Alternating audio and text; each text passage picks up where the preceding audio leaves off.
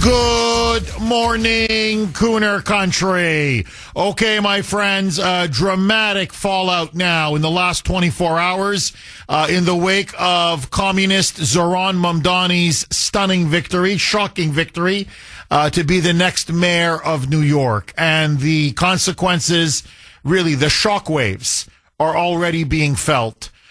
In New York City itself, there has been a massive surge of homes up for sale. Businesses now have already made plans to relocate. People are already saying, and we're talking now hundreds and hundreds of thousands, now are saying they're putting their homes up. They want to sell. They want to get out. They'll go anywhere. They will go to Florida. They will go to Texas. They will go to Connecticut, although I don't know why they would do that because Connecticut's quite a blue state, but let that go. Some may just want to go to upstate New York, but it's now escape from New York. And it's not just on the ground. The commissioner of the fire department for New York, Robert Tucker, a very well-respected man, has tendered his resignation. In fact, he tendered his resignation within 12 hours of the announcement of Mamdani's victory. Sources close to him say the reason why the commissioner, the fire chief of New York, resigned, he wants nothing to do now with the Mamdani communist revolution and with the Islamic supremacy that Mamdani now is going to try to aggressively push on the fire department, on the police department, on all of the institutions of public security and public safety, and that he wants no part of a Mamdani regime.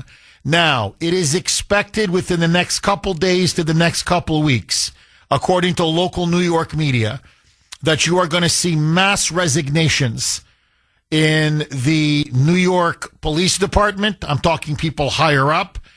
Mass resignations, anyone involved with public safety, public security. Many of them are already saying they're moving to Florida. Real estate values in Florida are already soaring. Already. Realtors are saying they're already getting offers. People are saying they're selling or they put their house up for sale and they want to buy. They want to buy in Fort Lauderdale. They want to buy in Palm Beach. They want to buy in Tampa Bay. They want to buy in Miami. There is no place in Florida now that they are not looking. And so, in a sense, as Ron DeSantis himself said, the biggest winner of Tuesday night's election is going to be the Freedom State. It's going to be Florida. Now, it's not just that people are fleeing. Capital is fleeing. Taxpayers are fleeing. Businesses are fleeing, which means this is going to benefit Florida. It's also going to benefit, some are looking at Texas very closely, the Carolinas. They're getting out of there. They're getting out of Dodge while they still can. Now, as all of this is taking place, Mamdani, and we're going to play a little bit more, delivered a very bitter, angry, triumphant, divisive acceptance speech. His victory speech, now the mask is already starting to come off. And already now, many Democrats are saying this is not the Mamdani who was on the campaign trail. The smile is already starting to fade. The charm, the good feelings, the backslapping, the joking, the kidding. No, now it's getting more serious. And Mamdani is starting to show the nasty, divisive, vicious edge that lies underneath his Islamo-communist agenda. He now has appointed a transition team. It is full of Islamists. Either they're Islamists or they are people who are gunning to take out top businesses, top investors, the millionaire class. They are now going to be hunted by Mamdani's people. And as far as others in the transition team, Linda Sarsour, this name should be common to many of you. She is a very well-known Muslim activist, very militantly pro-Palestinian. She is an open champion and supporter of Hamas. She is frankly a frightening anti-Semite and Jew hater. She has called for Sharia law. She has called for the annihilation of Israel. She has openly called for the mass murder of Jews. She has openly celebrated October 7th. And in fact, her complaint, she said, was that more Jews should have been slaughtered. That was the only problem with October 7th. Linda Sarsour is now going to be part of Mamdani's transition team, making advice on who to appoint, and he eventually will give her a very important position as well. So what you're starting to see now already is that the Islamist undertones that I was warning about, and not just me, frankly, many people in the media, many in New York were warning about, are already now starting to be unmasked and to be revealed. So, as all of this is taking place, President Trump was asked about Mamdani's election, and he's not happy. I think he clearly now sees the writing on the wall. This is a very dark day for America, and we are now going to go down a very dark, dangerous path. There is no sugarcoating this. Listen now to President Trump saying the election results were not good for the country, and they were not good for Republicans. Roll cut 1, Mike. And last night, it was, not expected to be a victory. It was very Democrat areas, but I don't think it was good for Republicans. I don't think it was good. I'm not sure it was good for anybody. But we had an interesting evening, and we learned a lot. And we're going to talk about that, and I'll say a few remarks, and then after that, I'll ask the press to leave. The press has been very nice to us the last couple of months. They were great to us in terms of the foreign visits with China, Japan, South Korea, Malaysia. So it was a business roundtable. This was in Miami.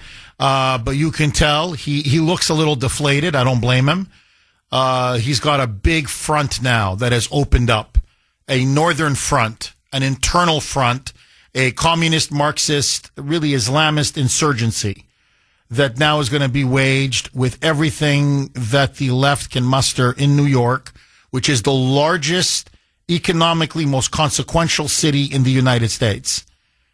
And Mamdani yesterday, again, I'm not just talking about his victory speech, but even after his victory speech, now is telling Donald Trump that he is going to unite all of the illegals in New York. They are going to form a bloc. He is going to turn New York City into a permanent sanctuary city. He will not cooperate with ICE. He will not allow a single illegal alien to be deported, and that that they will do everything. It's an insurrection. That what they are going to do now is defy federal law, federal authority, federal law enforcement, and basically Mamdani is taunting Trump, saying, "Arrest me, arrest all of us." He's now calling for illegals to take to the streets in solidarity. And he will join them with the left, with unions, with students, with others, and that basically make it impossible for ICE to make any arrests whatsoever.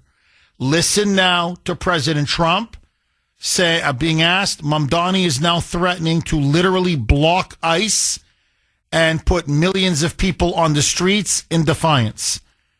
And he's threatening Trump, saying, if you want to get to the illegals, you have to get through me, i.e. arrest me, I dare you. Listen now to Trump's answer. Roll cut 3A, Mike.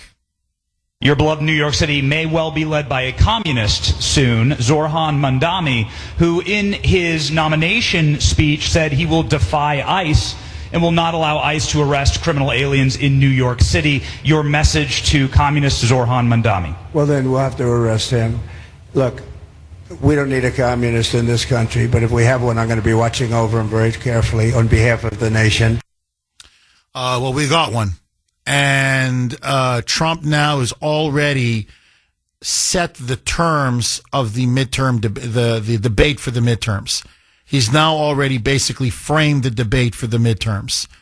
You want common sense or you want communism? That's exactly how Trump is framing it. This is now communism versus common sense. And he is now telling Republicans, you're going to run your race by saying if the congressional Democrats win back the majority, your city, your town, your county, your district is going to look a lot like New York City. Is that what you want? So Mamdani now has become the face and the voice of the Democratic Party. It is now, let's be very clear, it is now a Bernie, AOC, Mamdani party. The Mamdani left now believes the future is theirs. Donald Trump and MAGA stand in their way. 617-266-6868 is the number. Okay, the exodus already begins. You now have people already putting their house up for sale, others leaving. But you have now the fire chief of New York City, the commissioner of the fire department of New York, Robert Tucker, who happens to be Jewish, has now tendered his resignation. He's out. Apparently now you're going to see a mass exodus across the entire New York Fire Department, the New York Police Department, public safety, public security institutions. Get ready for wave after wave after wave of resignations in the wake now of Mamdani's victory. And this is only the tip of the iceberg. Now, I want to focus on something that to me really goes to the heart of what's happening. And yes, President Trump is right. This is a communist insurgency. He's right. This is now a contest between communism versus common sense. He's right. And New York is going to rue the day that they elected this Islamist, jihadist, Marxist to be their mayor. I think there's no question. But there's something even more profound going on. And it all goes back to Barack Obama. The dare litter. If you remember, Obama is grooming Mamdani. They have spoken multiple times. He has now told Mamdani, we're going to talk on a weekly basis. He is going to be a sounding board for him. He is going to guide him as mayor, and he's also going to guide now his movement and his rise to power. So there again is Obama now looking to further cement his control, and what he really wants is the radical transformation of the United States. That was his stated goal in 2008 when he won. That's what he did as president. That's what he continued to do when he controlled Joe Biden's presidency, which was effectively a third Obama term. And now they have Mamdani as their Trojan horse to bring down New York City, the financial center of the United States. And so what Obama did is he used migration.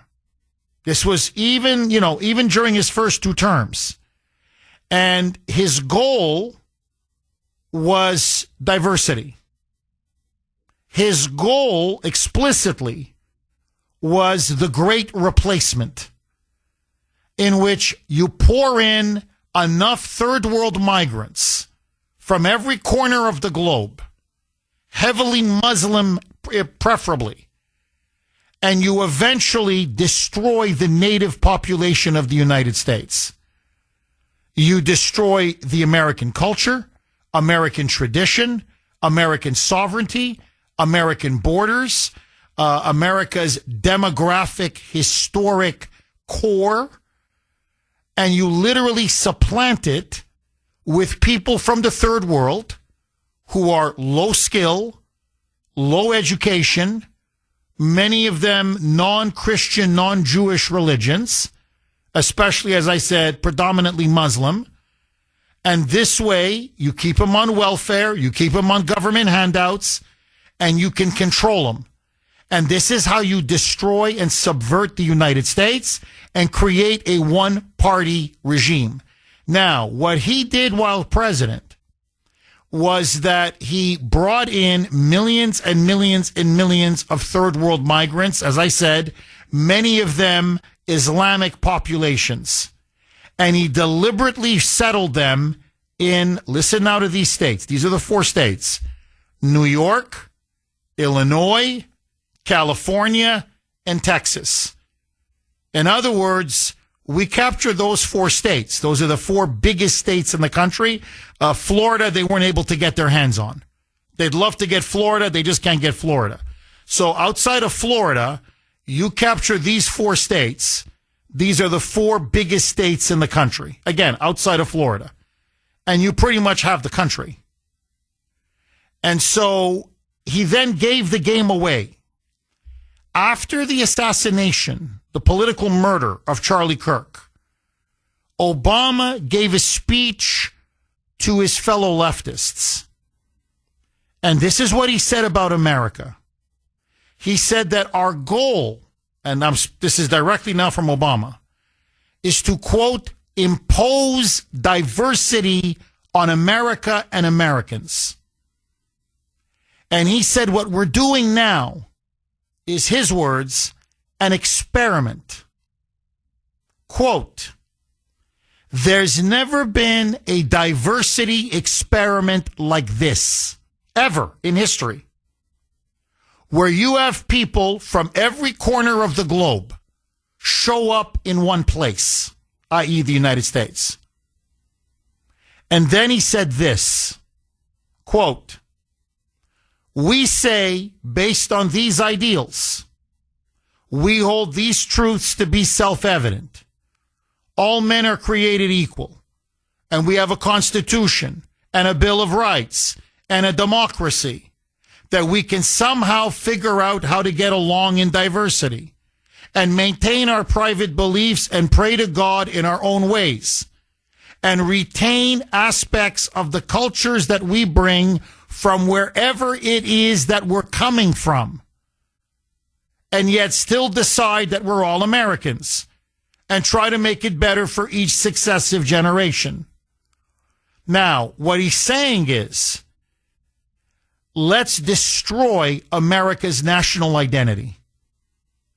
We're going to bring in all these peoples, tens and tens of millions of them, and tell them to bring their cultures and languages and traditions with them. And basically, the United States will be almost like an administrative space, an economic space. 617-266-6868 is the number. Okay, so look, the cat is now out of the bag. The great replacement is not some conspiracy theory. They're openly admitting it now. This is their goal. Open up the borders, import literally tens and tens of millions of migrants from the third world, from every corner, have them come in, put them on welfare, make them utterly dependent upon the Democrats, or if you're in Europe, upon these left-wing parties. And this is the new population that will replace the native population, replace them as voters, replace them as workers, replace them ultimately as citizens. And this way you will destroy, undermine, and subvert America's traditions, America's culture, America's language, America's history, America's heritage, America's sovereignty, and eventually America itself. And it's the stated goal. And so what do they want to replace it with? Well, basically, they want to turn it into the United Nations. It's the ultimate globalist project, and Obama says it. He goes, well, no, look, we'll have all these different cultures, and they'll be here. They'll be from Ethiopia and Bangladesh and Nepal and, Yemen and Saudi Arabia and whatever, Japan, South Korea, take your pick. Everybody's here, and they'll all be living in their little ghettos, and they'll be on welfare, or they'll get a job, and we'll just occupy this space together. That's all. It's just an administrative, economic space ruled by and governed by the Democrats. That's ultimately the goal. There's no unifying language. There's no unifying culture. There's no respect for American traditions, never mind our Constitution, never mind our Bill of Rights. Because think about it. If you just got off the boat, what the hell does the Constitution mean to you? If you just literally, if they just brought you in from, I don't know, I'm just going to make up a country now, Senegal, all these people that voted for Mamdani, you think they asked themselves whether everything he's promising is even constitutional? I'm telling you, nobody there read the Constitution. Nobody knows what the Bill of Rights is. And they certainly don't teach it in the schools, I can guarantee you that. No, what they teach them is, you're oppressed, America is the oppressor, you are entitled to food, free housing, free health care, free everything. You're entitled to your welfare. And the Americans are going to give it to you. And if they don't, you scream racist. There, that's the playbook in a nutshell. So, Obama then, at his speech, and this is how he's grooming Mamdani, this is now their play.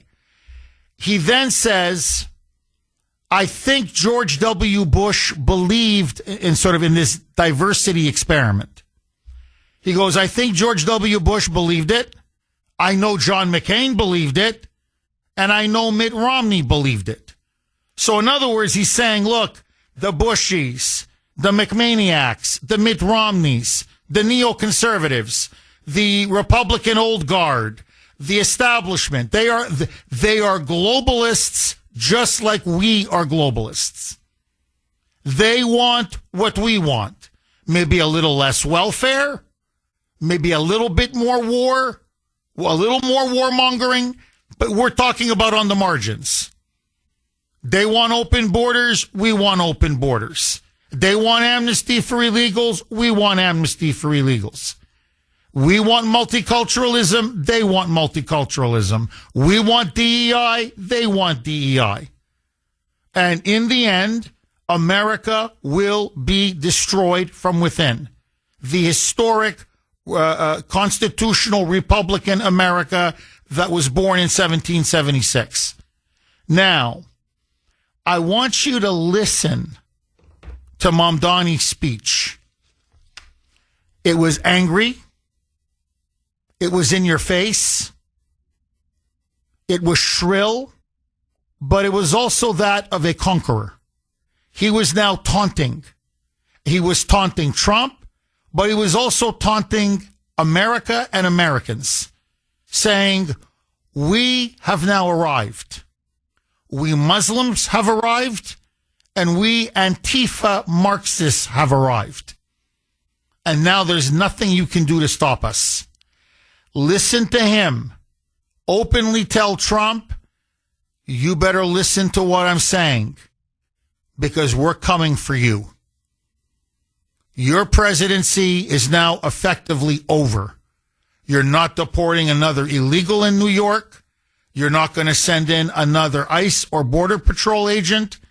This is now going to be the center of resistance to your entire presidency. And our goal is to take you down.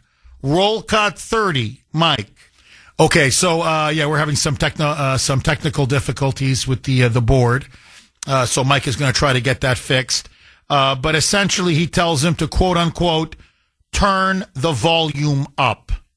In other words, you better listen because we're coming for you. This is not only how we stop Trump, it's how we stop the next one. So Donald Trump, since I know you're watching, I have 4 words for you. Turn the volume up. So they're not playing around. Mamdani's not playing around. AOC, certainly. Bernie now has told the Democratic Party, we are taking Mamdani's message throughout the entire country. We're going to primary every establishment Democrat who doesn't get on board. This is a complete hostile takeover of the Democratic Party by the radical Marxist Islamist left. Make now no mistake about it. This is the great replacement in action. Now, he then, and the reason why he won, and we talked about it yesterday, he went to town on all of these third world migrants that Biden allowed to pour in. He got them all. He got the Pakistani vote. He got the Indian vote. He got the Ethiopian vote. He got the Somalia vote. Senegal, huge Senegal community. I had no idea there were this many Uzbeks from Uzbekistan. That's Muslim Central Asia. There's an army of them now in New York City. There's an army of them. From Yemen, from Iraq, from Afghanistan. All these migrants that were brought in because of the war in Iraq or the war in Afghanistan, many of them were deliberately settled in New York City. They went 90, 95, some cases 100% for Mamdani. Now, I want you to listen to Mamdani. This is the great replacement. I want you to listen to who he thanks for his victory and who he doesn't thank. Roll cut 29, Mike. We will fight for you because we are you. Or as we say on Steinway, ana minkum wa ilaykum.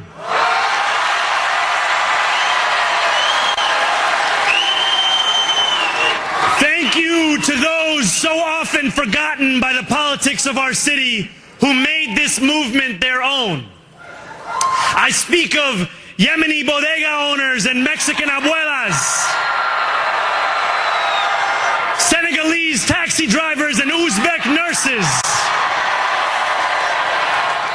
Trinidadian line cooks and Ethiopian aunties. Yes, aunties. There's the great replacement right there. Right there. And notice who he didn't thank. And he never thanked him. He was a 20-minute speech. Not once. He never thanked America. He never thanked Americans. Never. Not once did he say, I am an immigrant from Uganda. In fact, I was only naturalized just a few years ago. And yet here, as an immigrant who came at 7 years old, you, America, have given me so much that I, as a Muslim immigrant from Uganda. So I want you to just think about this, my friends, okay?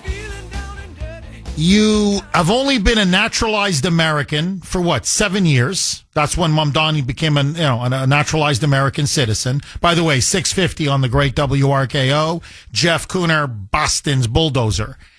And you're from Uganda, okay, one of the poorest countries in the world, in the heart of Africa. Now, he's personally very rich because of his mom and his dad. In fact, he's a Nepo baby. He was literally born in the lap of luxury and had given every privilege, every opportunity that, frankly, I never had, and 99.9999% of you listening to this show never had. So, Mr., I am working class, I'm down with the working man and woman, is a complete fraud, okay? But let that go. You would at least think, hey, I wasn't even an American citizen just 7 years ago. And now, at the incredibly young age of 34, I am the mayor of the largest, most prominent, influential city, not just in America, but arguably in the world. Certainly one of the most influential in the world. Wow, what a country. Oh, my God. Thank you, America. Mwah, mwah, mwah, mwah. I love you. The American dream is alive and well, and I embrace it. No. This disgusting ingrate.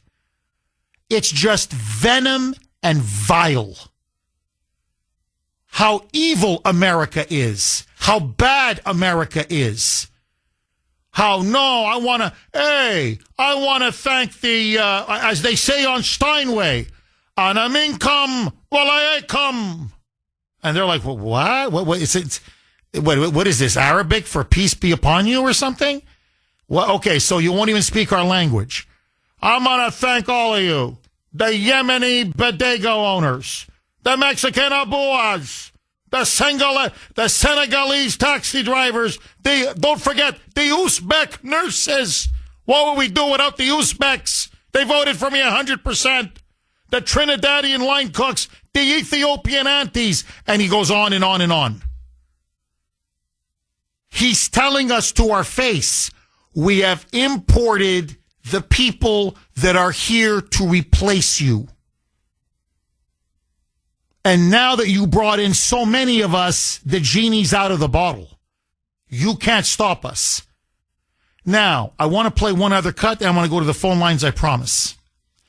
In his 20-minute speech, and Trump is right, it was angry, at times hateful, it was clearly virulently anti-American. He doesn't quote George Washington or Thomas Jefferson or Abraham Lincoln or FDR or take your pick. No. Do you know who he quotes? Jawaharlal Nehru. Many of you are going to say, Jeff. Who the hell is Jawaharlal Nehru? He was the founder of an independent India. He was a communist who crushed the Hindus, who literally emboldened jihadists in India. The man was a Marxist thug who ruled India with an iron fist for 17 years, from 1947 until his death in 1964. So this, because remember, his mother is a Muslim, but she's from India. So he has deep connections to the Muslim subculture within India. And, of course, in Uganda with his father. His father is a Muslim Marxist, an anti-colonialist, and that's where Mamdani gets his politics from his communist mother and his Islamist father. So he doesn't quote Washington or Jefferson or, Alexander Hamilton, or I don't care, or John F. Kennedy, I don't care. A Democrat, take your pick. No. It's Nehru. And listen to what he says. Roll cut 31, Mike. Standing before you, I think of the words of Jawaharlal Nehru. A moment comes but rarely in history when we step out from the old to the new, when an age ends and when the soul of a nation long suppressed finds utterance. Tonight we have stepped out from the old into the new. So let us speak now with clarity and conviction that cannot be misunderstood about what this new age will deliver and for whom. In other words, he's openly saying it. We're now entering a new age. This is now socialism. This is now communism. This is Marxism. And we're going to do it powered by third world peoples. Third world migrants that we have brought into this country. We now have the demographic basis. We have enough people to now drive this in city after city after city. In other words, this speech by Mamdani, and that's why Obama has said, I'm embracing Mamdani like he is my own son.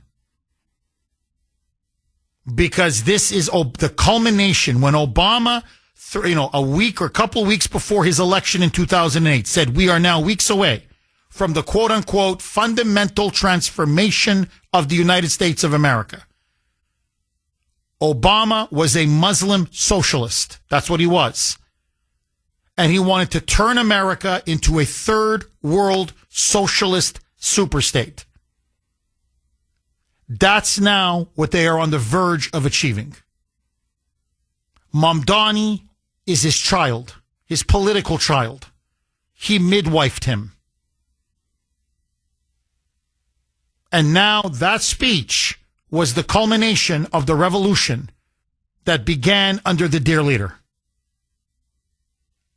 And so let me just end this. I don't even want to play the cut. I really don't want to play the cut. I want to read it to you. Because Mamdani is talking now about illegal. In his victory speech, he's talking about illegals. And he's saying that we will be a permanent sanctuary city. And the crowd goes nuts. And he says every illegal alien, every single one of them, he says, has the right to live in New York. They have the right to come to New York. They have the right to stay in New York. We will embrace everyone from every corner of the globe. And then he says that ICE, Trump, and the Customs and Border Patrol will not be allowed to arrest a single illegal alien when he becomes mayor.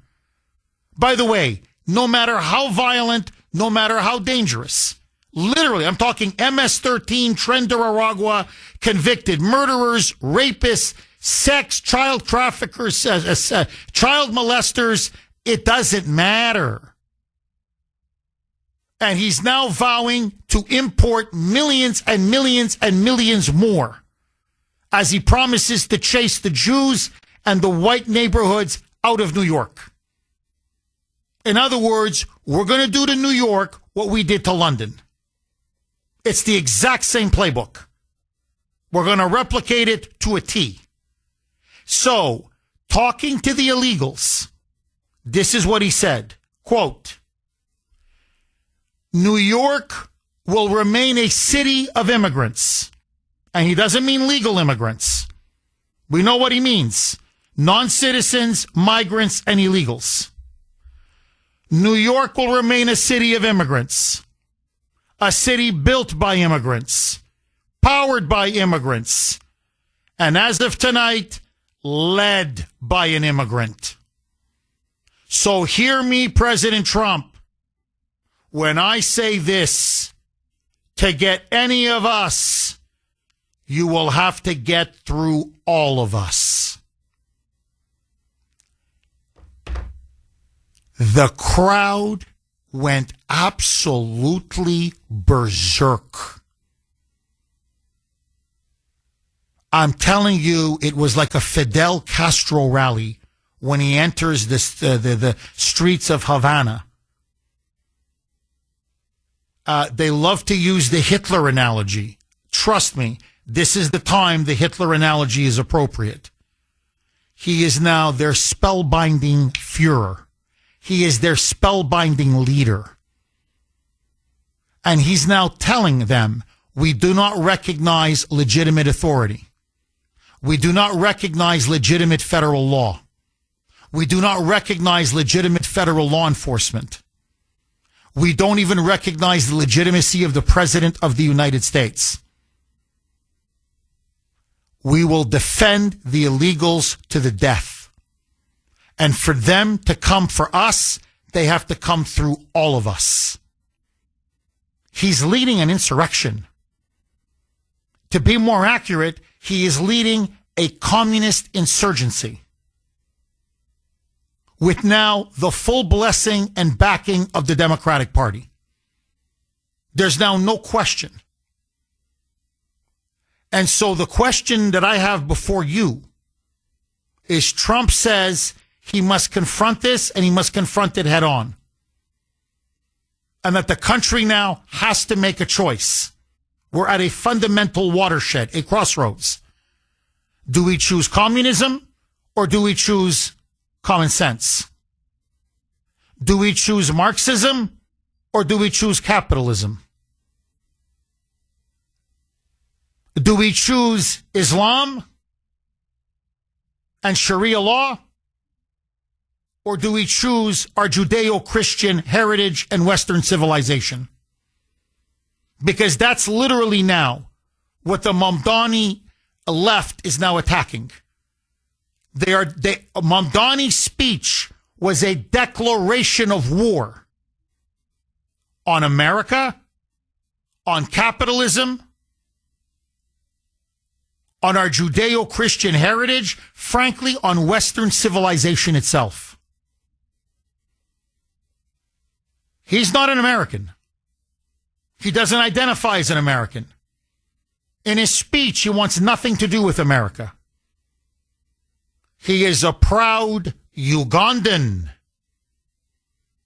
He is a proud Ugandan Muslim communist, as he said. In fact, in his speech, he says, I want you to know, I am a Muslim first, and I am a democratic socialist second, which just means communist. He's telling us, like the mullahs, like the ayatollahs, frankly, like most communists and Marxists I've met in my life, they tell you what they're going to do before they do it. We're dealing now with a fanatic, a lunatic, a zealot. And New Yorkers have now done the unthinkable. They have given him the keys to Gracie Mansion. And less than 24 hours after his victory, people are already fleeing New York. The exodus is on, and people are resigning left, right, and center. And so, my question to you, what do we do to confront the Mamdani Marxist insurgency? Can Commie Mamdani be stopped? Or is New York City now doomed to become Commie Town? 617-266-6868. Lines are jammed. Lou in Rhode Island. You're going to kick us off, Lou. Thanks for holding and welcome. Yeah, how you doing, Jeff? It's so good that you're such a history professor, because you covered a lot of history and a lot of territory in this, in your opening remarks and all these remarks. Because and I'm reminded of one thing. Now, I have a couple of things to mention, but the first thing I want to remind you of is the revolution in Iran in 1979. And it was a combination of the socialists and the Islamists. And so when they brought the Ayatollah in, what happened to the socialists? He killed them all. So he is an Islamist first, but we've got to remember what that means. And the thing that he gets up there and talks about is Islamophobia. There is no Islamophobia. Every fear of Islam is rational. And the whole point is that they talk about white supremacy. What you have is, within Islam, is religious supremacy. They think they're superior to everybody else. Everybody else is an infidel, and they can do whatever they want with the infidels.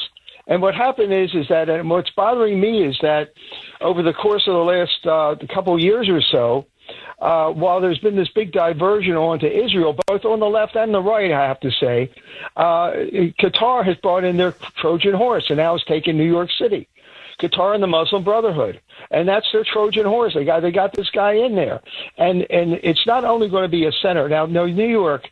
Look, if you look at the scenario that's up for grabs, it's that not only is it going to be a sanctuary for all kinds of illegals, but you will have a sanctuary for all the illegal criminal gangs, okay, and as you were saying before, for the sex trafficking and the drug trafficking, and it will also be a center of a radical Islamism.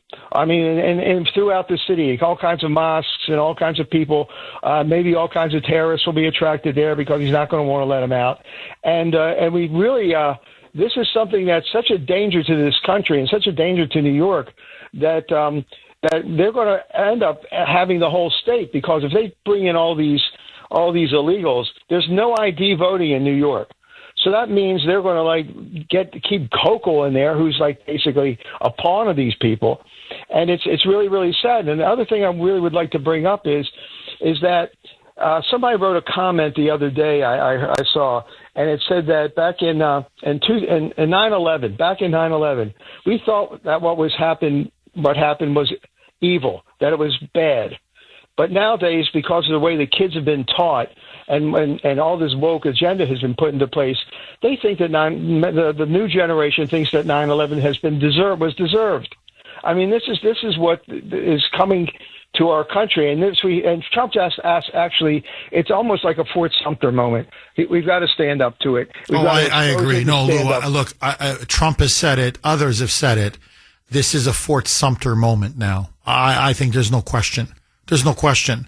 And look, I can only add to what you've said. Lucas, you're dead on. Everything what you said is not 100, but 1,000% true.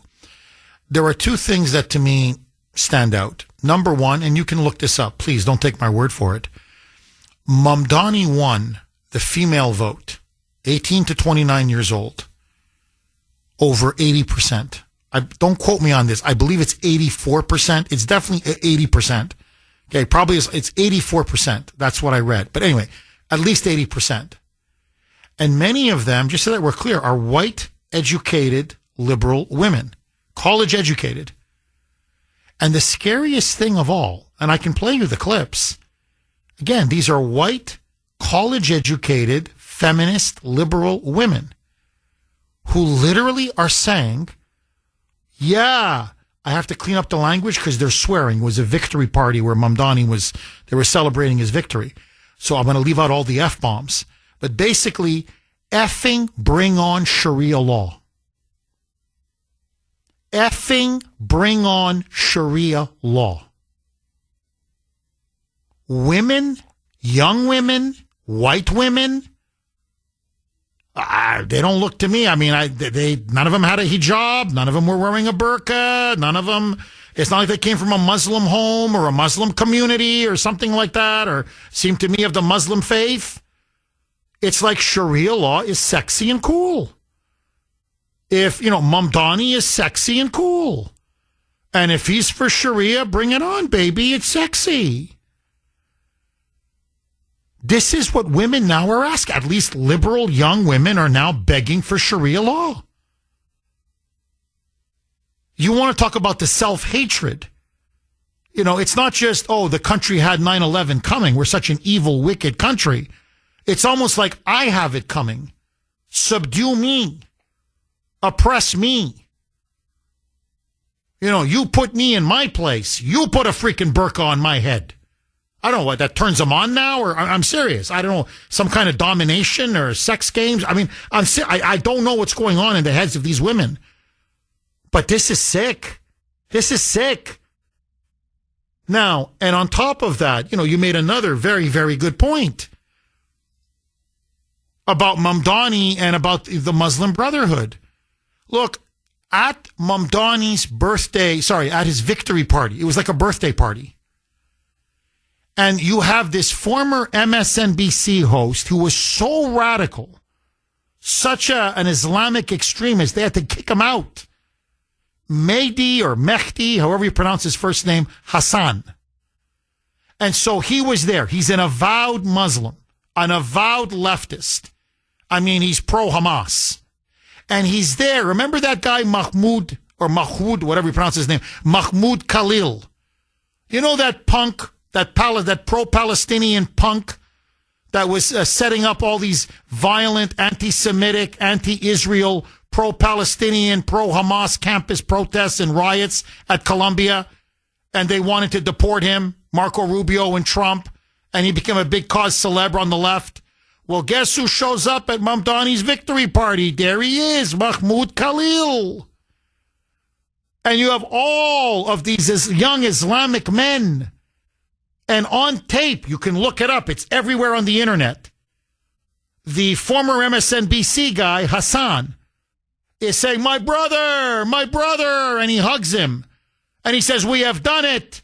Praise be to Allah. We have done it. And then to the camera, he puts up 5 fingers.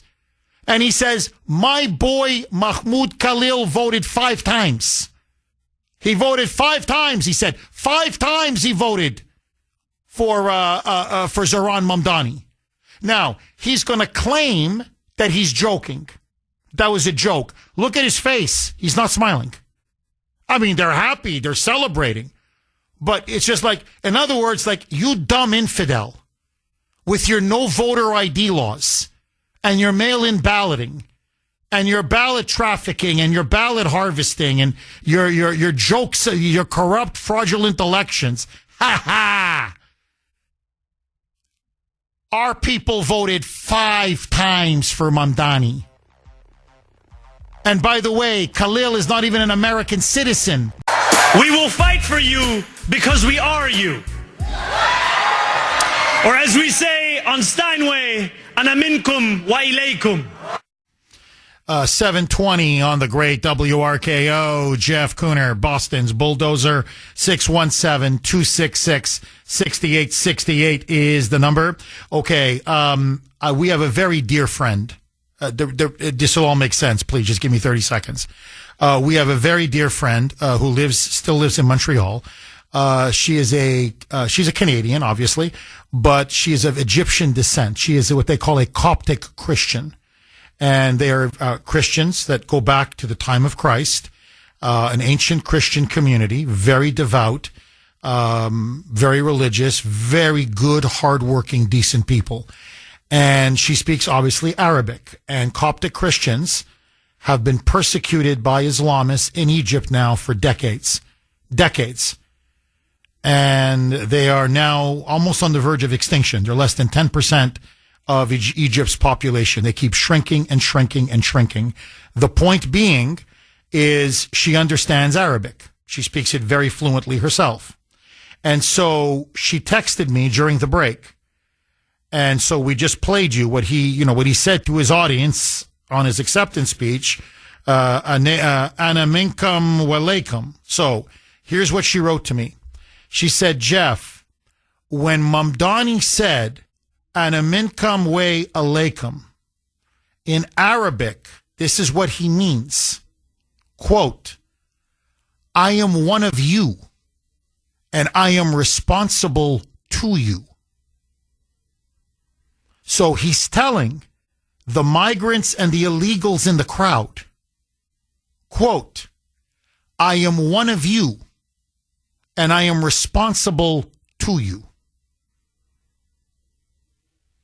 This is not American.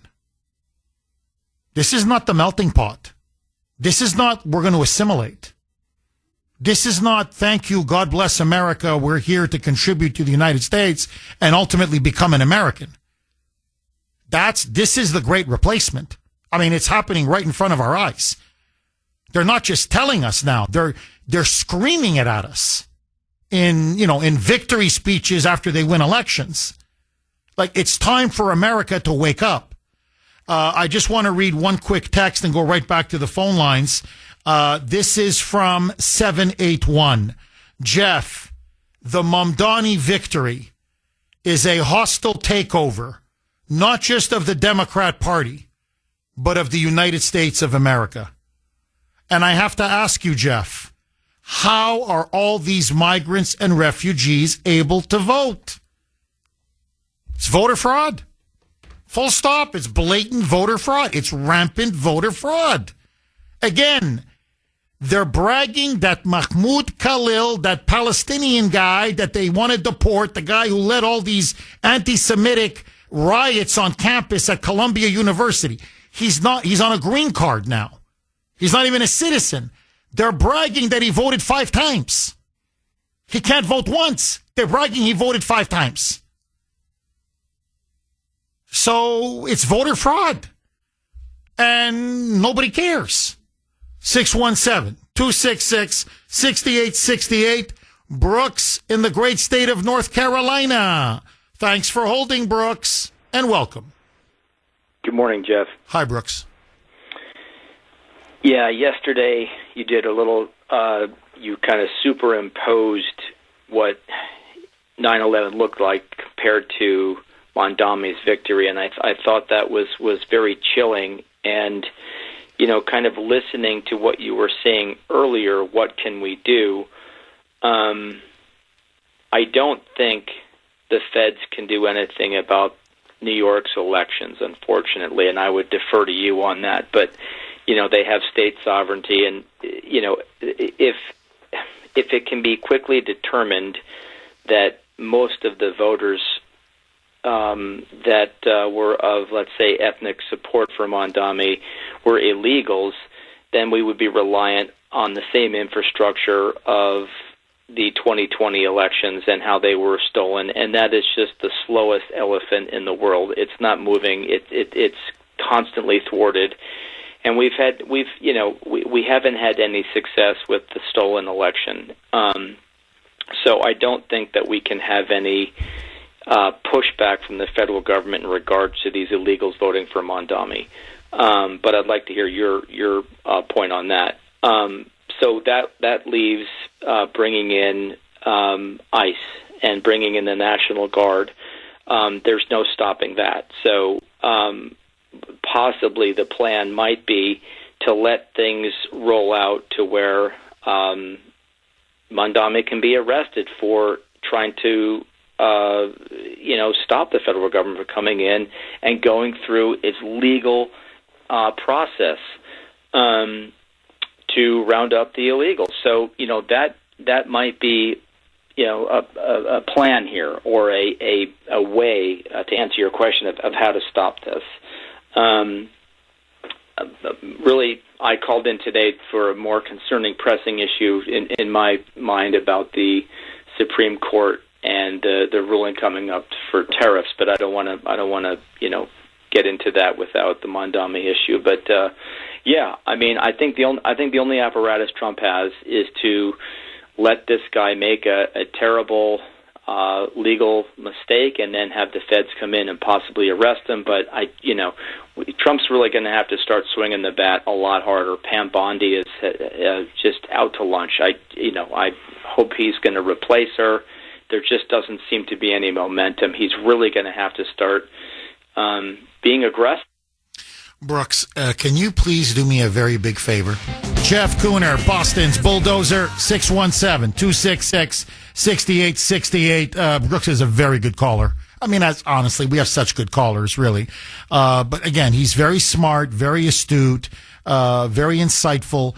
And so he said, look, this is, I love the analogy. This is our Fort Sumter moment. And so Trump has to make a decision now. What is he going to do? Mamdani now is fortifying himself with all of these illegal aliens. He's letting them vote. He's going to he's promising them the world, every freebie under the sun, literally everything. How they're going to get the money, God knows.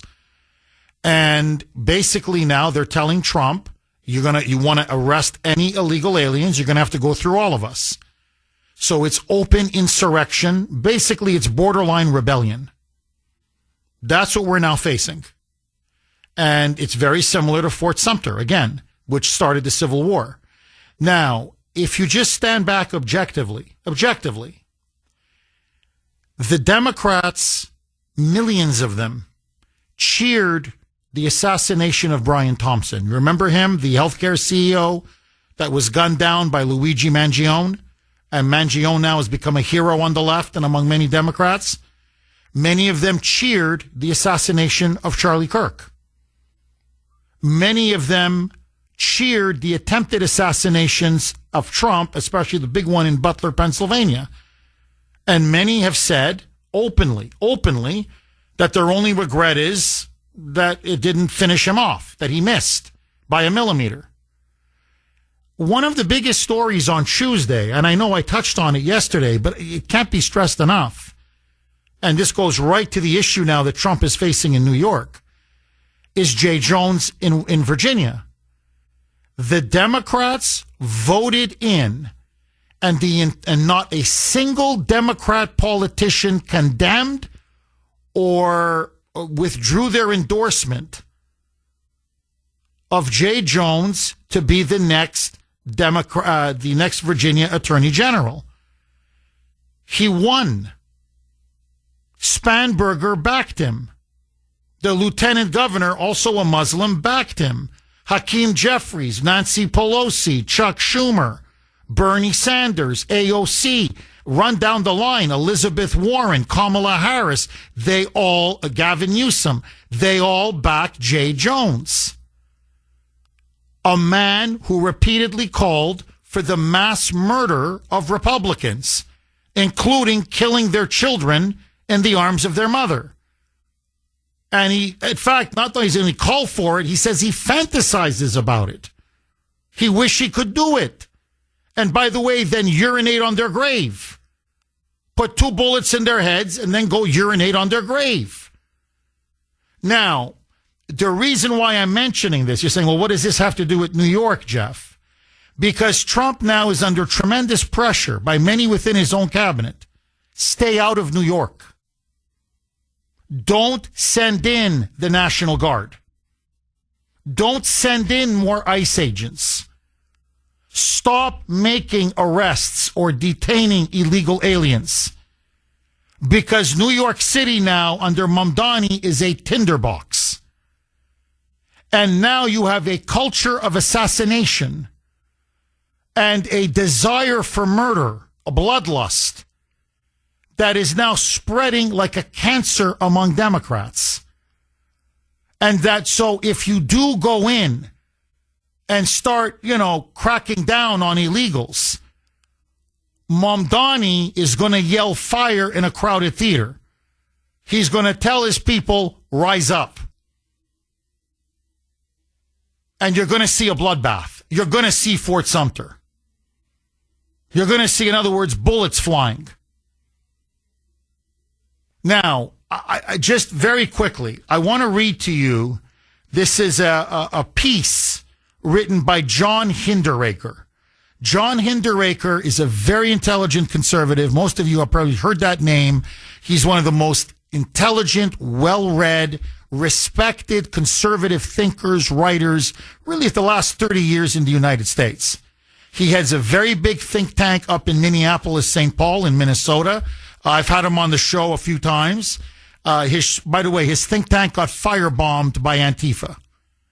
And so he's talking now about the level of hatred that you're seeing now among Democrats. Now, this is Hinderaker. He's no bomb thrower. Quite the opposite. Very serious, very sober man, very well-read, a man of history, a man of learning. And this is now what he writes, okay? I think we can conclude that the overwhelming majority of Democrats are not uncomfortable with the idea of killing Republicans. I think that most Democrats would like to see President Trump assassinated. I agree. Let's be honest. Let me just stop right here just for a second. Let me ask all of you, seriously, do you think most Democrats wouldn't love to see Trump being killed? They love it. If somebody could finally finish him off, they'd love it. Who are we kidding? Hinderaker continues. And a majority, while they may not join the many thousands of Democrats who openly cheered the murders of Brian Thompson and Charlie Kirk, didn't mind those killings and thought they advanced their party's cause. And that is very true. And then he asks this. This is now the question. Have we ever seen hate at this level before in America? I think we have. In the 1850s, when pro-slavery Democrats, among other things, burned down the homes of abolitionists. Today, as in the 1850s, I think it is a legitimate question whether there is enough basis in shared values of citizenship between liberals and conservatives to go forward as a united country. And that's how he ends it. Now, I want Trump to send in ICE. You have no choice but to send in ICE. You can't allow anarchy to reign. You can't allow an insurrection or rebellion to stand. Then we don't have a country, we don't have a union. Honestly, we don't even have a federal government. But the point is, and I'm just bearing my soul to you, I'm being brutally honest with you like I'm in the confessional, as an American historian, and I know I've said this multiple times in the past, but especially after Tuesday's election, people say to me, Jeff, is there anything analogous in American history? And I go, yeah, really. It so painfully feels like the 1850s all over again, where the Democrats at the time got more radical, got more extreme, got more violent, got more angry, got more venomous, and to the point that they would not accept the election of Abraham Lincoln. And by that point, there had been so much hatred and bile. It had become, the political culture had become so toxic that both sides, in this case the North and the South, couldn't stand the sight of each other. In other words, or as Hinderaker puts it, where's our shared values in citizenship? Well, now it's not North-South. It's blue cities versus red counties. It's red states versus blue states. But it's now essentially the same thing.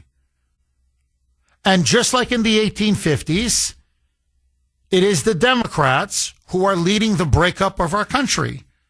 It is the Democrats who are defying federal law. Now, we fought a war over this.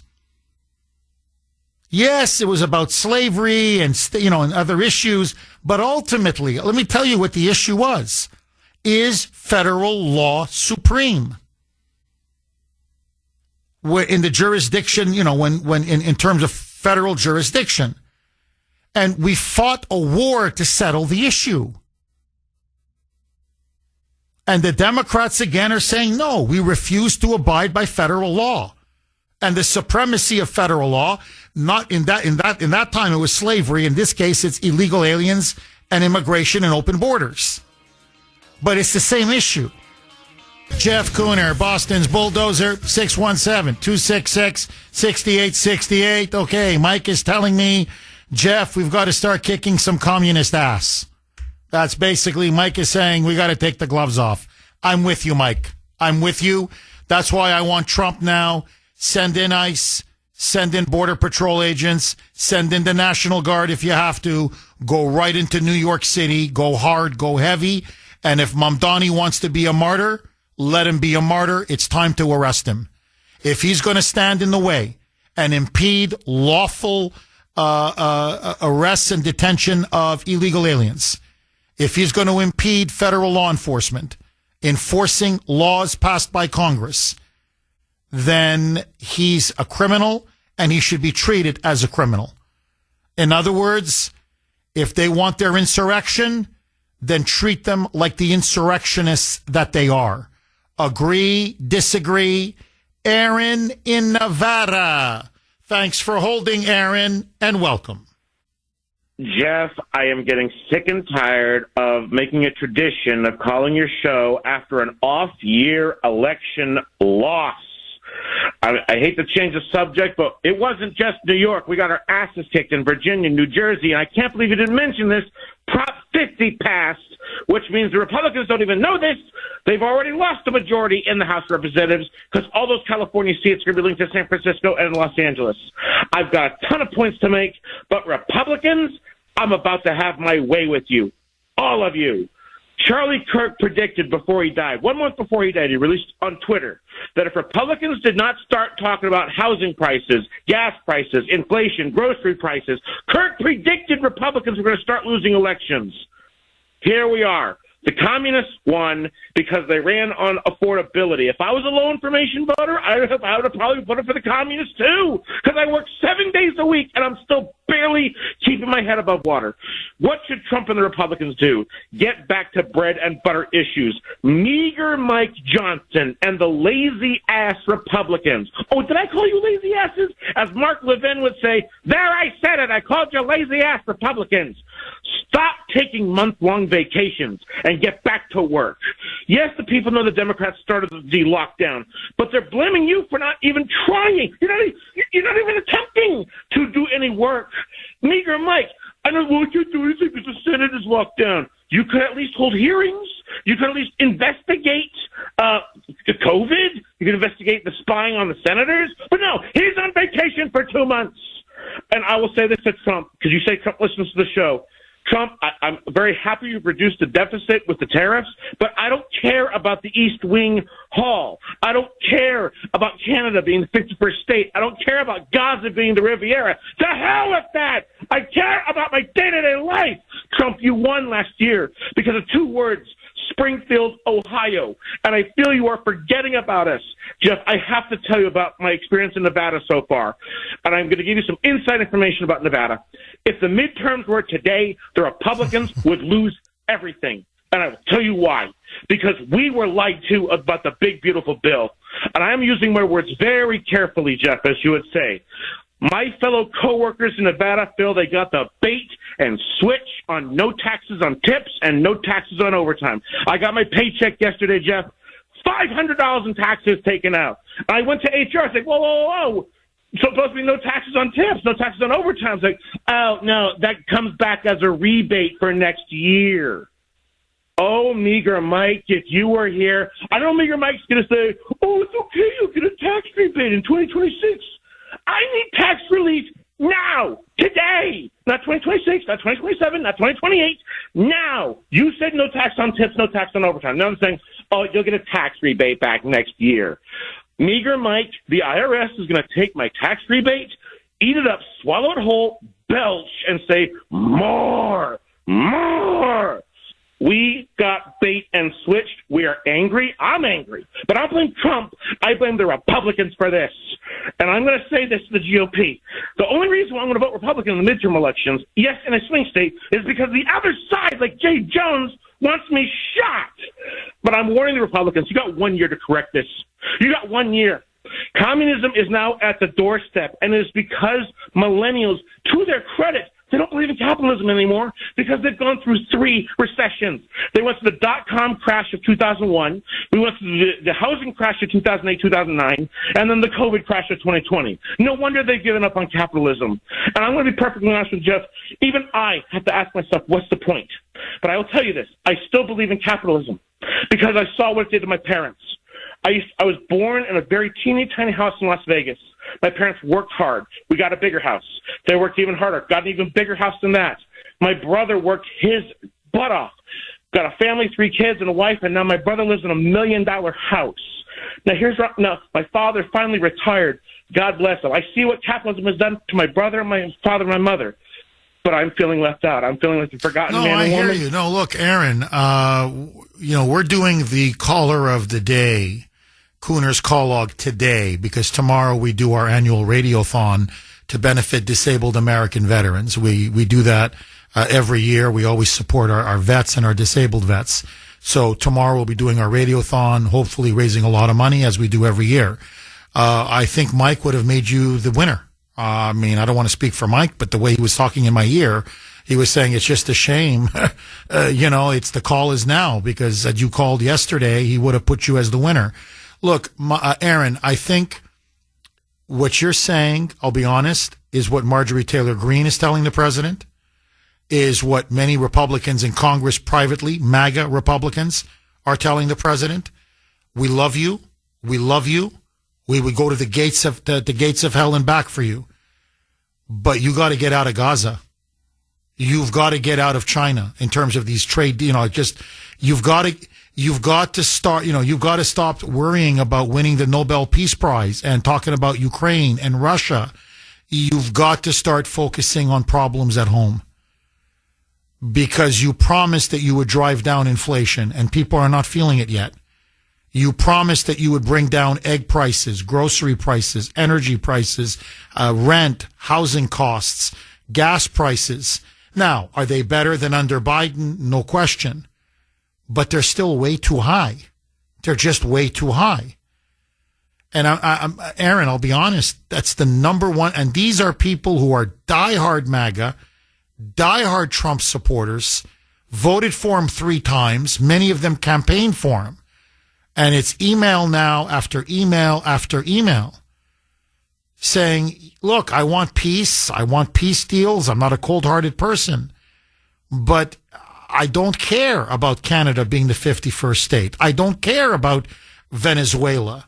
I don't care about him going to going to Japan and talking to the leader of Xi Jinping in South Korea and making a peace deal between Cambodia and Thailand, or, getting enmeshed in Gaza and talking about turning it into the Mediterranean, the Las Vegas or the French Riviera of the Mediterranean.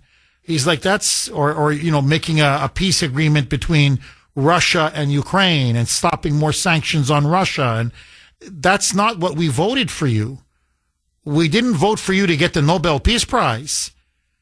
We voted for you to take care of the open-air drug markets that you see in Philadelphia, the fentanyl crisis that is destroying downtown Portland, to deport 20 million violent, criminal, illegal aliens who are like parasites on the host of this country, who are soon going to replace the country and destroy the host. And you promised that you were going to bring our energy costs down, our utility bills down, that gas would be at $2 a gallon. On and on. And people are not feeling it. And look, I've got to say this, the most worrying trend, the one data point from the election on Tuesday, and I'm going to give you the final word, Aaron, is why did people vote Democrat? Why? And their numbers went up. In Virginia, the numbers went up. In New Jersey, the numbers went up. New York, obviously, the numbers went up. And by the way, the Latino vote, which went for Trump in 2024, has been erased. It's gone. They went back to the Democrats. And when asked at these exit polls why, every single one of them said, the cost of living is too high. Inflation, affordability, however you want to phrase it, is too high. Life is too expensive. And honestly, Aaron, this is what my wife complains about to me almost on a daily basis. She goes, look, Jeff, you're the guy behind the microphone. You're show prepping. You're reading. I get it. But she says, I'm paying the actual bills. She goes, I'm the one, with the looking at the bank accounts and trying to get everything paid off and put send the kids to school and put clothes on their back and put food on the table and pay off the energy bills and the gas bills and the grocery bills. And she says, I'm telling you that life is becoming too expensive and we are barely getting by. And you do good in terms of your salary. She goes, I can just imagine what other people must be going through. And so she's saying, you've got to tell Trump, focus on domestic policy now. Because if you don't, the Republicans are going to get destroyed in the midterms. And to give Mamdani his due, and I promise, Mike, we'll go to the phone log, the call, the Kuhner's call log. To give Mamdani his due, he focused on affordability, which was, by the way, caused by Biden. The inflation was all caused by the Democrats and Biden. But it doesn't matter. They created the problem. But anyway, let that go. He focused on the issue of the high cost of living and affordability. That's why he won. Now, his solutions are going to be a disaster. His solutions are going to make everything infinitely worse. But it's a message. The voters are sending a message to both parties. We're hurting. We're underwater. We can't afford to live anymore. Pay attention to us for once. And we'll see if Trump and the Republicans will get the message. Aaron, hang on, because I want to come back to you. Okay, we normally do it on Friday. Tomorrow's the Radiothon. Kuhner's call log, caller of the week.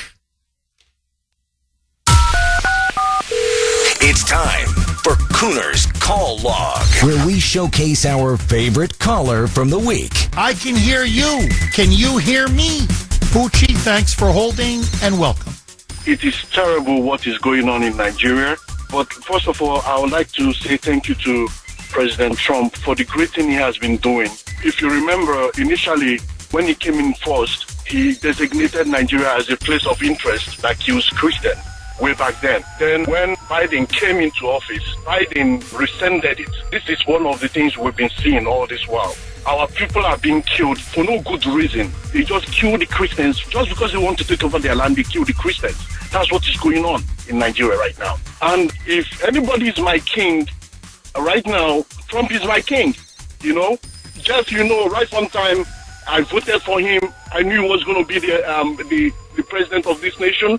and I still voted for him 3 times. Trump is my king. God save our gracious King.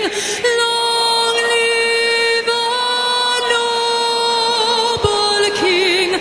God save the King. Be here every weekday on the Kuhner Report between 6 and 10 a.m. And next week, it could be you on Kuhner's Call Log. Please, don't be a stranger. Call again. You're having too much fun back there, Mike. You really are. By the way, excellent call. All week, again, the callers are just killing it. Aaron in Nevada on fire. Aaron, I feel for you. It breaks my heart. You're working 7 days a week. You're working overtime. You're in the service industry. They promised you no tax on tips. No, they took, $500 out of your pocket. And then they're telling you to wait for a rebate. So again, the forgotten American remains forgotten. And you're frustrated. You've had it up to your eyeballs. You can't, you're mad as hell and you're not going to take it anymore. Aaron, let me ask you, do you still think Trump has time to turn it around? If the economy begins to really improve, prices come down, inflation comes down, groceries, energy, gas, housing, rent, if the cost of living starts to go down, say by spring of next year, can the Republicans still hang on to Congress and hang on to the House? What say you? Oh, absolutely. And if Trump is listening, I want to say that the first year of your second term has gone miles better than the first year of your first term. And I want to say this to Trump. Am I better off now than I was 4 years ago? Yes, I was homeless, sleeping in my car under Biden. So yes, can this be corrected? Absolutely. But I want to just point this out. I'm very happy that he's done all these tariffs and the trade deficit has plummeted. I'm very happy with the deportations, and I'm very happy that he's been blowing up those fentanyl boats. That is putting America first. I'm more mad, but Trump, you got these tariffs done because you twisted the arms of the European Union. I want you to twist Mike Johnson's arm. I want you to twist Thune's arm. By the way, Thune's the Senate Majority Leader. Schumer is on TV every day. It's as if he's still the Senate Majority Leader. I want you to start arm twisting Republicans the same way you arm twisted the EU and China and Japan and Hamas. Now start doing arm twisting. Be mean to your own party, Trump. And by the way, if you think I am going to be very active in the 2026 midterm elections, I live in a swing state now. I live in a swing state. My vote matters more next year. You better believe I'm going to find out who my new congressman is, and I'm going to get very active this time next year for Charlie. God bless you. Aaron, God bless you, and please keep calling. Jeff in let me throw this on the table. Is Aaron right? Should Trump be focusing more on domestic policy issues? Do you agree with the exit polls where people say their number one issue is the economy and they feel that inflation is still too high, better than under Biden, no question, but that inflation is still too high, cost of living is too high, rent is too high, energy utility bills too high, groceries too high, gas too high? Is the cost of living, the affordability of life, is it still too expensive? And is that for you your number one issue? Jeff in Chelsea. Thanks for holding, Jeff, and welcome. Now, as far as Madani is concerned, I believe that New York City has become an outpost for communism. No different than Kazakhstan, no different than Albania, a communist Islamist regime. If you study the old Soviet Union, you had these regimes inside the old Soviet Union, like Chechnya and places like that. So America is going to be like the Balkans. I think I agree with you that we're like 1863 pre-Civil War on one hand, but on the other hand, we're more like the Soviet Union. The next civil war that's going to be coming up will be similar to the Albanian Civil War. It'll be dirtier than the first Civil War because we're dealing with foreign savages that have no mercy on killing Americans. we're not just going to have a civil war. We're going to be fighting foreign invaders that don't think like Americans. This is not race. It's culture. It's ideology. Some fish don't mix well together. That's it. It's as simple as that. And you know who caused it? The Homer Simpsons who lived in the suburbs, the white normies who don't care. Boston is next. New York City is the canary in the coal mine. You watch, Jeff. If you want my prediction, you're going to see these blue states fall one by one to illegal migrants. And mark my words, you're going to see foreign helicopters and foreign military equipment in these blue areas fighting the South and Midwest. This will be worse than the first Civil War. At least it was American versus American. No, it's going to be American versus foreigner and their communist allies. What do you think, Jeff? Well, that's the scary thing, Jeff. Look, and that's why many people are talking about this. And I don't mean just on the internet or social media. I'm talking people like John Hinderaker. You know, these are leading thinkers, prominent thinkers, authors. You've got, The Atlantic, which I don't like the magazine, but my point is they had a huge front page story about, is the country heading for a breakup?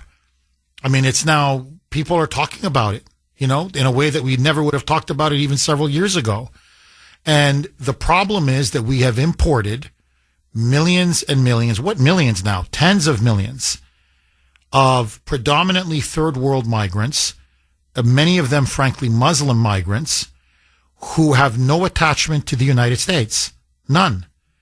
Mamdani is a Ugandan who speaks Arabic. Omar Fatah, who did lose, but still, ran a campaign saying, my loyalty is to Somalia. Ilhan Omar says her loyalty is to Somalia. Rashida Tlaib says her loyalty is to Palestine and to the Palestinians. So we're importing people from vastly different cultures who aren't assimilating. Many of them refuse to speak English, who are here to get on welfare as parasites, really, to live off the fat of the land. Explosion. There's just no other way to put it. It's been about 15, 20 minutes now. The text line, I think, is just going to blow. The texts are pouring in. My inbox emails are flooding my inbox on Messenger as well. A ton of messages. And it's, I don't want to say 100 to 0, but it's 99 to 1. It is pouring in let me just read to you. This is from Eric, just to give you an example, on Messenger. Jeff, I agree with you. The Trump voters are still waiting for relief at home. Many of us are still on financial survivor mode, going to work day after day, praying that none of our bills keep going up. Dave, our Western PA constitutionalist correspondent out in, Pittsburgh, you don't get a more diehard Trump supporter than him. I mean, literally, I think he'd go to war for Trump. Seriously. Jeff, Trump does need to focus on domestic issues. So it's like a chorus where Kuhner country anyway is saying, look, enough with the peace deals and enough with traveling abroad and just enough with foreign policy in general. You've got to focus now on inflation, the economy, and bringing the high cost of living down. Crime, yes. The border, yes. Deportations, yes. But man, people are saying we're hurting, and it doesn't seem like things are getting better. So I want to throw this big log on the fire. Do you believe that the message Trump should receive and the Republicans from the Democratic sweep in Tuesday night's off-year elections is that Republicans, Trump, and the administration overall, that they need to now focus a lot more on bringing down the price of groceries, energy, utilities, gas, rent. In other words, make America affordable again. In other words, put America first. Focus on the economy. Yes, no, agree, disagree. Mel in Saratoga up in New York. Thanks for holding, Mel, and welcome. Yes, good morning, Jeff. Hi, Mel. Yeah. My answer to your question is yes. He needs to focus on domestic issues, never mind the rest of the world. Once we got our house in order, then we can branch out and help our allies, so-called allies, quote-unquote allies, and just take care of home first. But what I wanted to ask, well, Mara Healy, she does have the right to remove Michelle Wu if she is so inclined. I think that, correct me if I'm wrong, that is the case. I guess the governor does have that right to remove any mayor that they seem fit that is not doing what they took an oath to do. And I kind of think that I think the whole card that President Trump might have in his hand is at least defining. Even though I have some reservation in regards to her affiliation with WEF. But I think that's the whole card to if she runs for governor, because Hochul's on thin ice. I mean, I even think that the Democrat Party has reservations for what she's done to the state.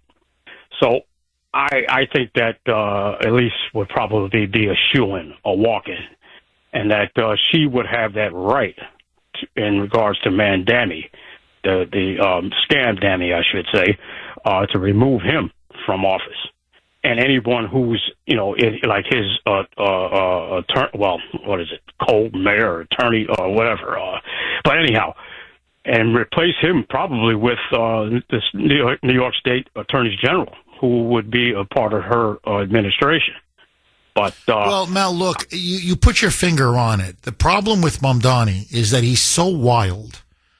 Honestly, he's unhinged. You can see it on him. He's not right in the head, and you can sense it. And so he's so mercurial. He's so volatile.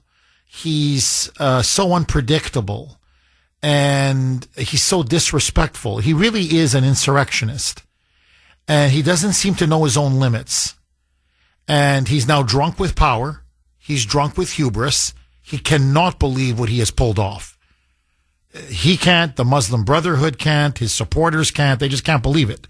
And so Hochul now is underwater. You look at all the polls, you're completely right. She's deep underwater, and she's got a primary. People are forgetting this.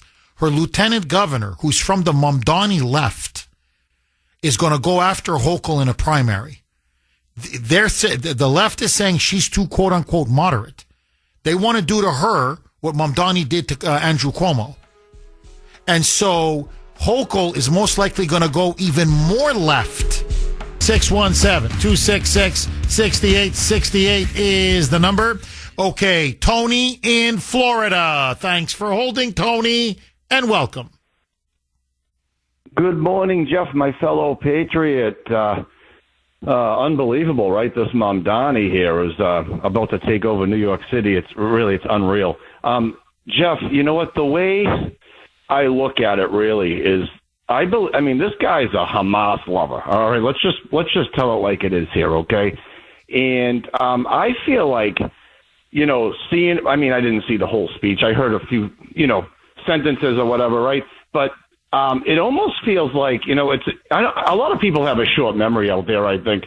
And it feels like a continuation of 9/11/01, Jeff. And I don't mean to be dramatic about it, but I mean, he's a terrorist. To me, the guy's a terrorist. And he said in that speech to President Trump, he said, I have 4 words for President Trump because I know you're listening. Turned up the volume. And I'm like, you want to challenge that man? To me, he's the greatest president that ever lived. And I'm never going to come off of that opinion. Okay. But I'm going to say this, Jeff, that don't worry. He's listening. And I'm going to tell you something, Jeff. Let him get in there and be mayor. And he's all going to be high on his horse over there in New York City, thinking he's, this big shot, right? And he's going to preach Sharia law and Muslim and radical Islam and terror and continue the 9/11, because in his heart he's dancing on ground zero. Let me tell you. Well, look, this is not only how we stop Trump, it's how we stop the next one. So Donald Trump, since I know you're watching, I have 4 words for you. Turn the volume up. I mean, Tony, to your point, he's openly challenging Trump. He's openly mocking Trump. He's openly taunting Trump. Please continue, Tony. You were saying that deep down, he's celebrating what happened on 9/11.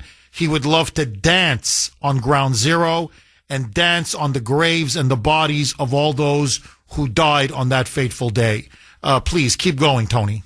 Yes, Jeff. Oh, he probably already has danced on it, but with his Muslim friends or whatever. He's a lunatic and he's a terrorist. We have to call it like it is, and you have to define it to defeat it. Jeff, my feeling is this, because I know President Trump's people listen to your show, and I just want to say to them, and President Trump, to hear me now, because I'm going to tell you, as a supporter of him since he came down that escalator, I love that man. And I'm going to say something, Jeff, is it's very important that he needs to get together with Pete Hegseth, the Secretary of War, and say, here's what we're going to do. The day he gets in office and he's in that mansion in New York City, we are going to surround that city. First of all, we're going to bring in a nice big aircraft carrier with a few nice birds sitting on the tarmac. We're going to bring in special forces. Forget it. I mean, ICE and National Guard. I'm all for it. But let's flex our muscles, okay, of the country that we are. And we're going to put in an aircraft carrier with some nice shiny birds on the tarmac. We're going to bring in special forces. We're going to bring in every branch of the military, and we're going to surround and corner that man, and we're going to go right up to his face and say, you step out of line and you misbehave one time, this is going to be over in less than 10 minutes, and you're done. And that's it. That's all you have to do, just stare him right in the face and just tell him what for. So that's the volume I want him to turn up. And that's really what I think he needs to do. Well, no, Tony, and it's not, you're right. But the other volume that's going to get turned up, and it's going to happen very quick. Remember, he's sworn into office, he's sworn into office on January 1st, 2026. So what is it now? Less than 2 months. Now, you watch. He's going to have a honeymoon. He'll have about 4 months, maybe 6 months. This will go into the summer. A fawning media. They're going to love him. The Democrats are going to praise him. He's going to become now the face of the Democratic Party. He's going to do interview after interview. You're going to see his face everywhere. And he's going to attack Trump. He's going to insult Trump. AOC will be with him. Bernie will be with him. Obama will be with him. And they think that they're building now a new Democratic Party, a communist party that can challenge the midterms, the Republicans in the midterms, and defeat J.D. Vance most likely in 2028. You watch about fall of next year and the disillusionment, because here's the problem. You've already got businesses leaving, and the guy hasn't even been sworn in yet. Hasn't been, not even 2 days since he's won. You've got people resigning left, right, and center, including the fire chief, the commissioner of the New York Fire Department. And that's just the beginning. So no one's going to want to work under him. Crime is going to explode because he's going to release criminals. Crime is going to explode because he's going to defund and ultimately dismantle the police. You're going to have crime, all these sort of free buses in the wintertime. You watch when it starts getting cold. There's going to be homeless people living on those buses. Criminals are going to be on those buses. Drug addicts, drug dealers are going to be on those buses. It's going to be a disaster. And as the Jews flee, as white neighborhoods flee, as taxpayers flee, as businesses flee, that's going to be hundreds and hundreds and hundreds of thousands of jobs. And you're going to see shops boarded up, businesses boarded up. You're going to see homeless encampments everywhere. And then they're going to start asking, where's the free childcare? And he's going to say, there's no money. And then they're going to start asking, but where's the $30 an hour minimum wage? And he's going to say, well, we have no businesses left. And then they're going to say, well, hold on. What about the city-run grocery stores? And he's going to give it to them. And then there's going to be long food lines and bread lines. And then, in other words, and when New York starts to go bankrupt, and then there's no money for any other social services, but he's promised illegals they're all going to get welfare, then they're going to start to turn on each other. And then eventually they're going to turn on him. And this hope is going to turn into anger. Then it's going to turn into bitter disillusionment. And then it's going to turn into out-and-out hatred. So, yeah, he's going to be riding high for a while. But I'm telling you, no one is more disillusioned than a former Marxist or a former socialist. And they're going to find out what the people of Cuba found out, or Venezuela, or Russia, or China, or North Korea, or Eastern Europe. Socialism, communism leads to misery. And that's all this guy's going to give the people of New York. But with one difference, Tony, I'm telling you, they're not coming back from this. When you had Wall Street, you gave it away. You were the financial center of America. You gave it away.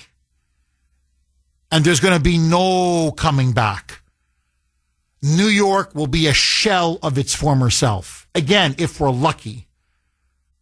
Unless other cities fall as well. So, these New York moonbats now are finally going to live, with the consequences of their actions. And 2 terms of Bill de Blasio wasn't enough. It's not as if they had Rudy Giuliani for 40 years. They had Giuliani, then they had Michael Bloomberg. They basically had 20 years of good, competent governance. New York was prosperous. Businesses were booming. The streets were safe. There was law and order. You could raise your family in New York. It was a hell of a lot more affordable under Giuliani than it was when the left took over. And then they got Big Bird, who was an admirer of the Nicaraguan Sandinistas, another communist. Okay, former communist. And he drove New York into the ground. And then Eric Adams picked up where he left off. And then you had that Cuomo, who turned New York into a sanctuary state and New York City into a sanctuary city, and murdered how many elderly and senior citizens. So the Democrats have run the entire state and the city into the ground.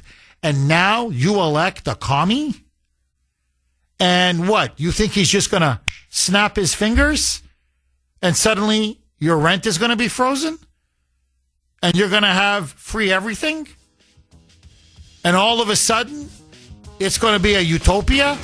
617-266-6868 is the number. Okay, let me ask all of you. It is the Kuhner Country poll question of the day, sponsored by Mario's. Mario's quality roofing, siding, and windows. Is the cost of living in America, for you, is the cost of living still too high? In other words, when you look at your utility energy bills, your grocery costs, your gas, what you pay for gas, whatever, rent. In other words, yes, inflation's coming down, no question. But is the cost of living still too high? I'm just curious, because the way Trump is presenting it, and I don't know if he's just trying to give his party a shot in the arm, but he's presenting it as, we've taken care of inflation. It's now well beneath, it's well within normal. And the big, beautiful bill is working, and it's going to continue to work even more. And so the issue of inflation, the economy, jobs, of course, the cost of living, that has already been taken care of. And according to him, the reason why the Democrats won the off-year elections, the reason why they did so well on Tuesday, he said, number one, I wasn't on the ballot, so my people weren't motivated to come out in the numbers they usually come out. And he said the government shutdown, that Republicans were getting killed by the politics of the shutdown, especially in places like Virginia. Northern Virginia has a huge population of federal government employees, most of whom hate Trump with a passion. So they came out in much bigger numbers than our side did. And so as far as he's concerned, this is not a warning sign that costs are too high and that the economy is not doing well enough. He thinks the economy is doing very well and will only get even better, and that essentially he has tamed inflation. So my question to you, is the cost of living for you and your family, is it still too high? A, yes.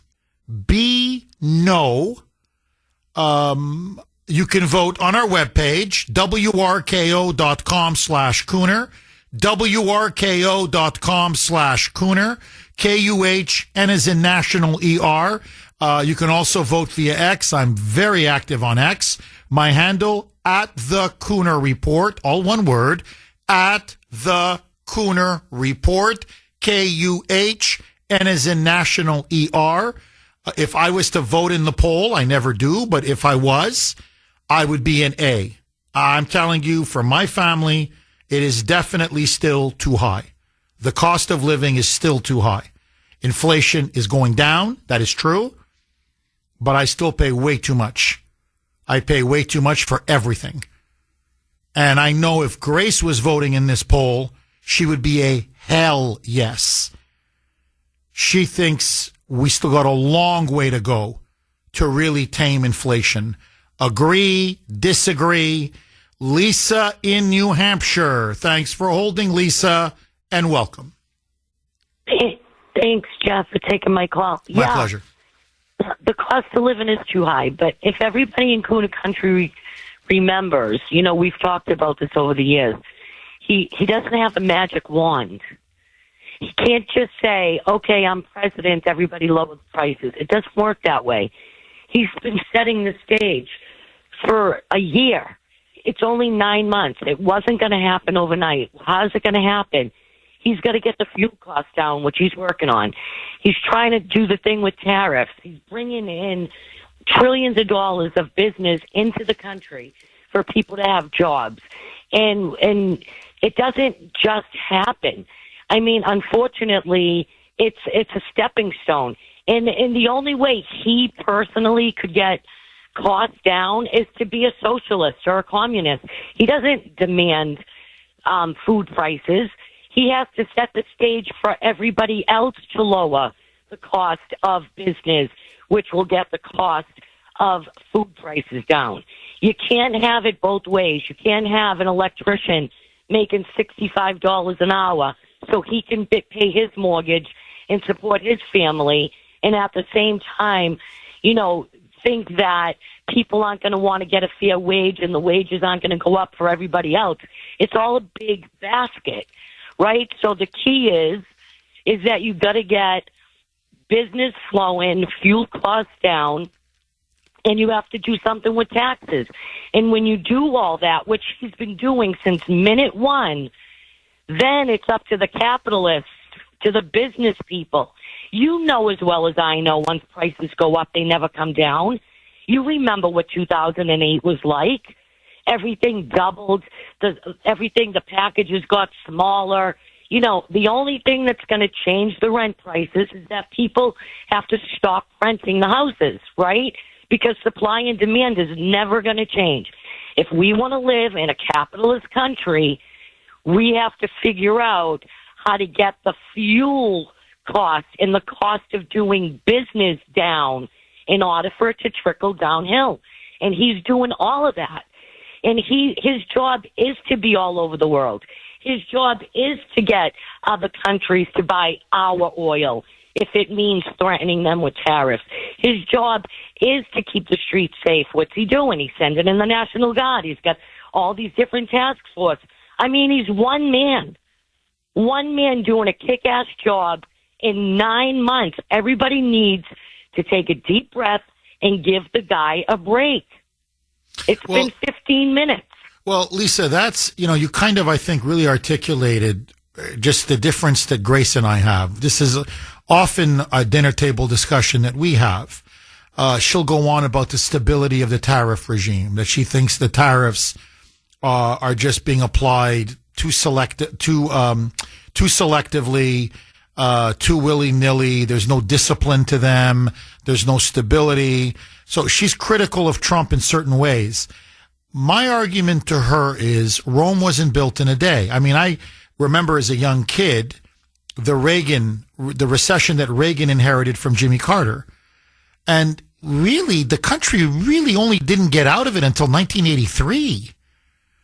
Reagan passes his tax cuts, his deregulation, his economic package in 1981. And it really took about a good 18, 20 months before the economy really started to boom and skyrocket. In fact, Reagan took a beating in the 82 midterm elections because many Americans were saying, the economy is just as bad as we voted for Reagan to fix things and we don't see it getting fixed. And Reagan was just saying, be patient, it's going to work, be patient. These things take time. And so one of the things, look, it's one of our great strengths as a people, but, the Irish have a very famous saying, every strength is a weakness, every weakness is a strength. We're an impatient people. Now, that's good in some ways. We want the best service. We want, we have one of the most efficient countries in the world.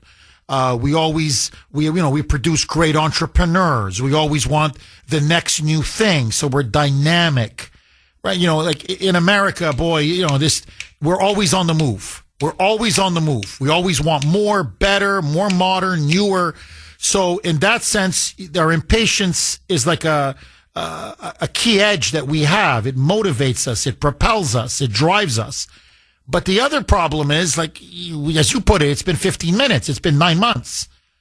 Like, give him a chance. Like, hey, it took Biden and the Democrats 4 full years to wreck our country. He's not a dictator. He's not a king. He can't just wave a wand and suddenly everything changes. Plus, he can only do so much. He's blocked by Congress and the Republicans are blocking him. Not everything, but on many things. He's being constantly blocked by Democrats. He's being blocked by judges. He's being blocked by the bureaucracy. He's being hammered and attacked relentlessly by the media. I mean, he's being attacked on all sides. So the tariffs are bringing in trillions of dollars in investment. There's no question. The tariffs are reindustrializing America. This takes time. Inflation is now under 3%. Gas is continuing to go down. Not as much as I would like, but it's going down. So I think eventually, now, I will say this, Lisa, and I don't know if you agree or disagree, and I'd love to ask the whole audience this. I don't like Trump's policy of bailing out Argentina. I disagree with that completely. Sending Malay, one of his allies, who is, to his credit, he's an anti-communist, he's a libertarian, a $20 billion bailout. I'm against bailouts of any country. And I'm against bringing in Argentinian beef. Trump says we need to bring in more beef to drive down prices because our domestic cattle producers are having a hard time producing enough beef through their cattle. The cattle producers in this country feel betrayed by Trump. They're saying, no, you're bringing in Argentinian beef, which is going to undercut our cattle. And yeah, it may temporarily bring prices down for a while, but you're going to hurt our cattle industry in the long run. So there are some things that Trump is doing, to be honest, that I am against. I don't like bailing out Argentina. I'm against it. I don't want Argentinian beef. First of all, I don't trust Argentinian beef, to be honest. Our beef has much higher standards. But overall, I want to support domestic beef producers, our cattle ranchers here, not the cattle ranchers in Argentina. But, you know, okay, that's a policy difference I have with him. But on the whole, he's not Jerome Powell.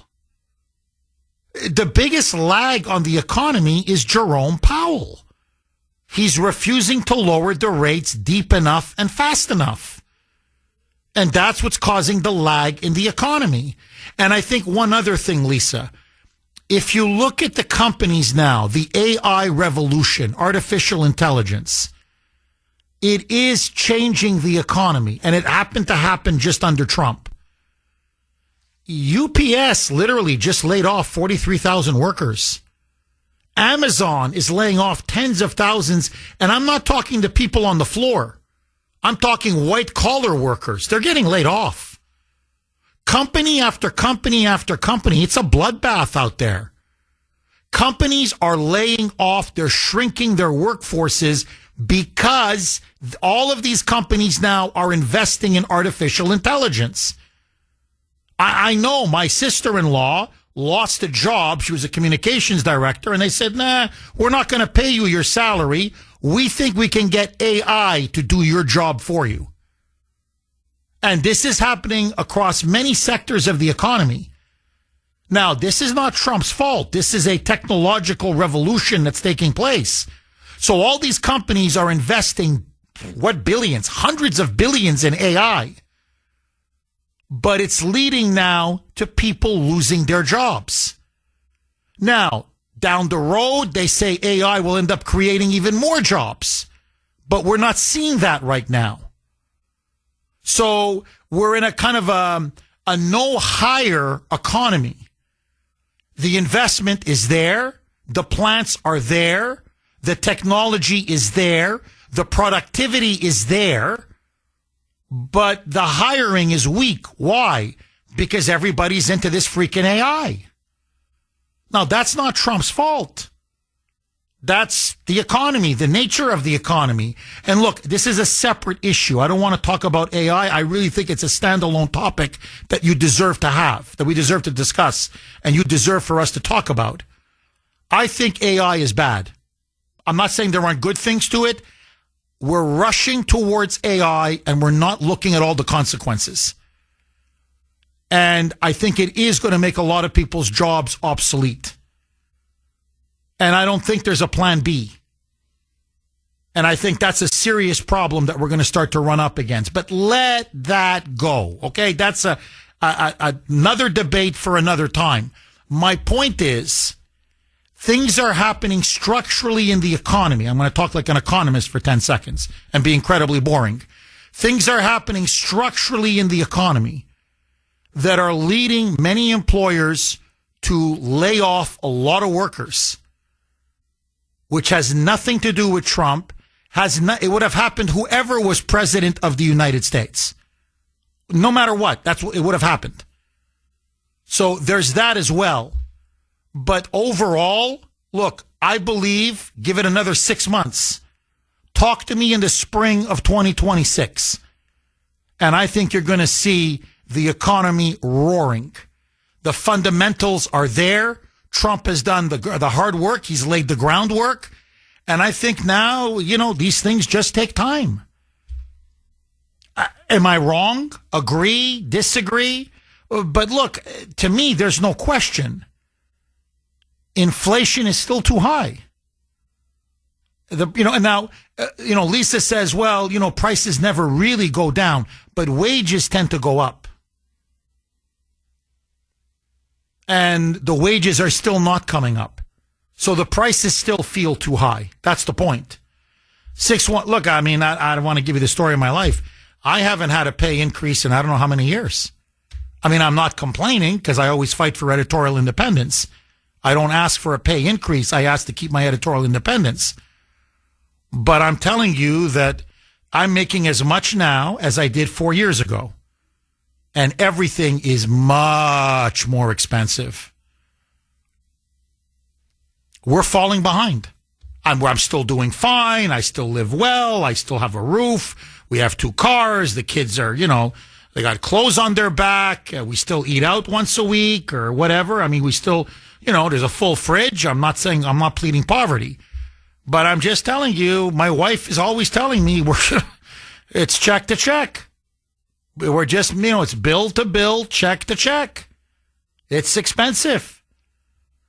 And the cost of living keeps getting more and more expensive. And it's getting to the point now where people find cities literally unlivable. I mean, that's really the rebellion that's happening in New York. And I said the story. This was 2 years ago, where at a popular Manhattan deli, like a sandwich place, this is where the Mamdani revolution took off. This was in Manhattan. People were out for lunch. They went to grab a sandwich. It was like a ham and cheese or a turkey and cheese. It was a very ordinary sandwich on white bread, packaged. And it was $32.50. And some woman yelled or screamed, or I think she threw the package at the owner or the manager. It was like a bit of a big deal in the local media. But they were like, I can't pay this. Like, this is beyond outrageous. Like this, no. I mean, a sandwich, $32? Are you insane? And Mamdani jumped on that issue. And by the way, that's where he came up with the $30 an hour minimum wage. Like, where did he get $30? Because it's $30 to get a sandwich in Manhattan. So he said, okay, we'll pay them at least $30 an hour so they can afford a sandwich when they go for lunch. So the issue of affordability, the issue of the cost of living, the issue of inflation, that's what Mamdani and the left has now seized. Now, their solutions are all wrong. But how come Republicans aren't speaking about these problems? This is what everyday ordinary Americans are facing, living with every single day. Why isn't Meager Mike talking about that? Why isn't John Thune talking about that? Frankly, why isn't President Trump talking about that? I mean, I know he's talking about the deals and he's talking about investment, but he's got to start talking about, I know you're still hurting. And this is how my policies are going to help you. It's as if the Republicans are ceding the affordability issue, the ground, completely to the left and to the Democrats. And I don't know why they're doing that, because it's politically, it's going to be a disaster for the Republicans. Agree, disagree. Tim in South Carolina. Thanks for holding, Tim, and welcome. Hi, Jeff. Good morning. Thanks for having me again. You know what? I'm not sure that the economic policy can really be addressed right now on an immediate basis. We have an insurrection going on in this country. We're in trouble physically. People are being shot. People are threatened to be shot. It looks like the main outpost is in New York City now. And this is getting dangerous. I don't mean to, poo-poo inflation and high taxes and all that, but I think most people don't understand the situation we're in right now. We're in a physical war. You talked earlier about possibly sending in the National Guard to New York City, and I'm thinking, why don't we just lock it down at the borders? Just lock down the borders of New York City. This might sound crazy, of course, but if people want to leave, let them leave. If illegal aliens choose to leave, then they need to be immediately deported. Maybe freeze the airports, because this can only spread and it needs to be contained. Anyway, those are my thoughts. They might sound outrageous, but yeah. Well, look, Tim, that's Trump's argument. Trump's argument is, I'm fighting on how many fronts?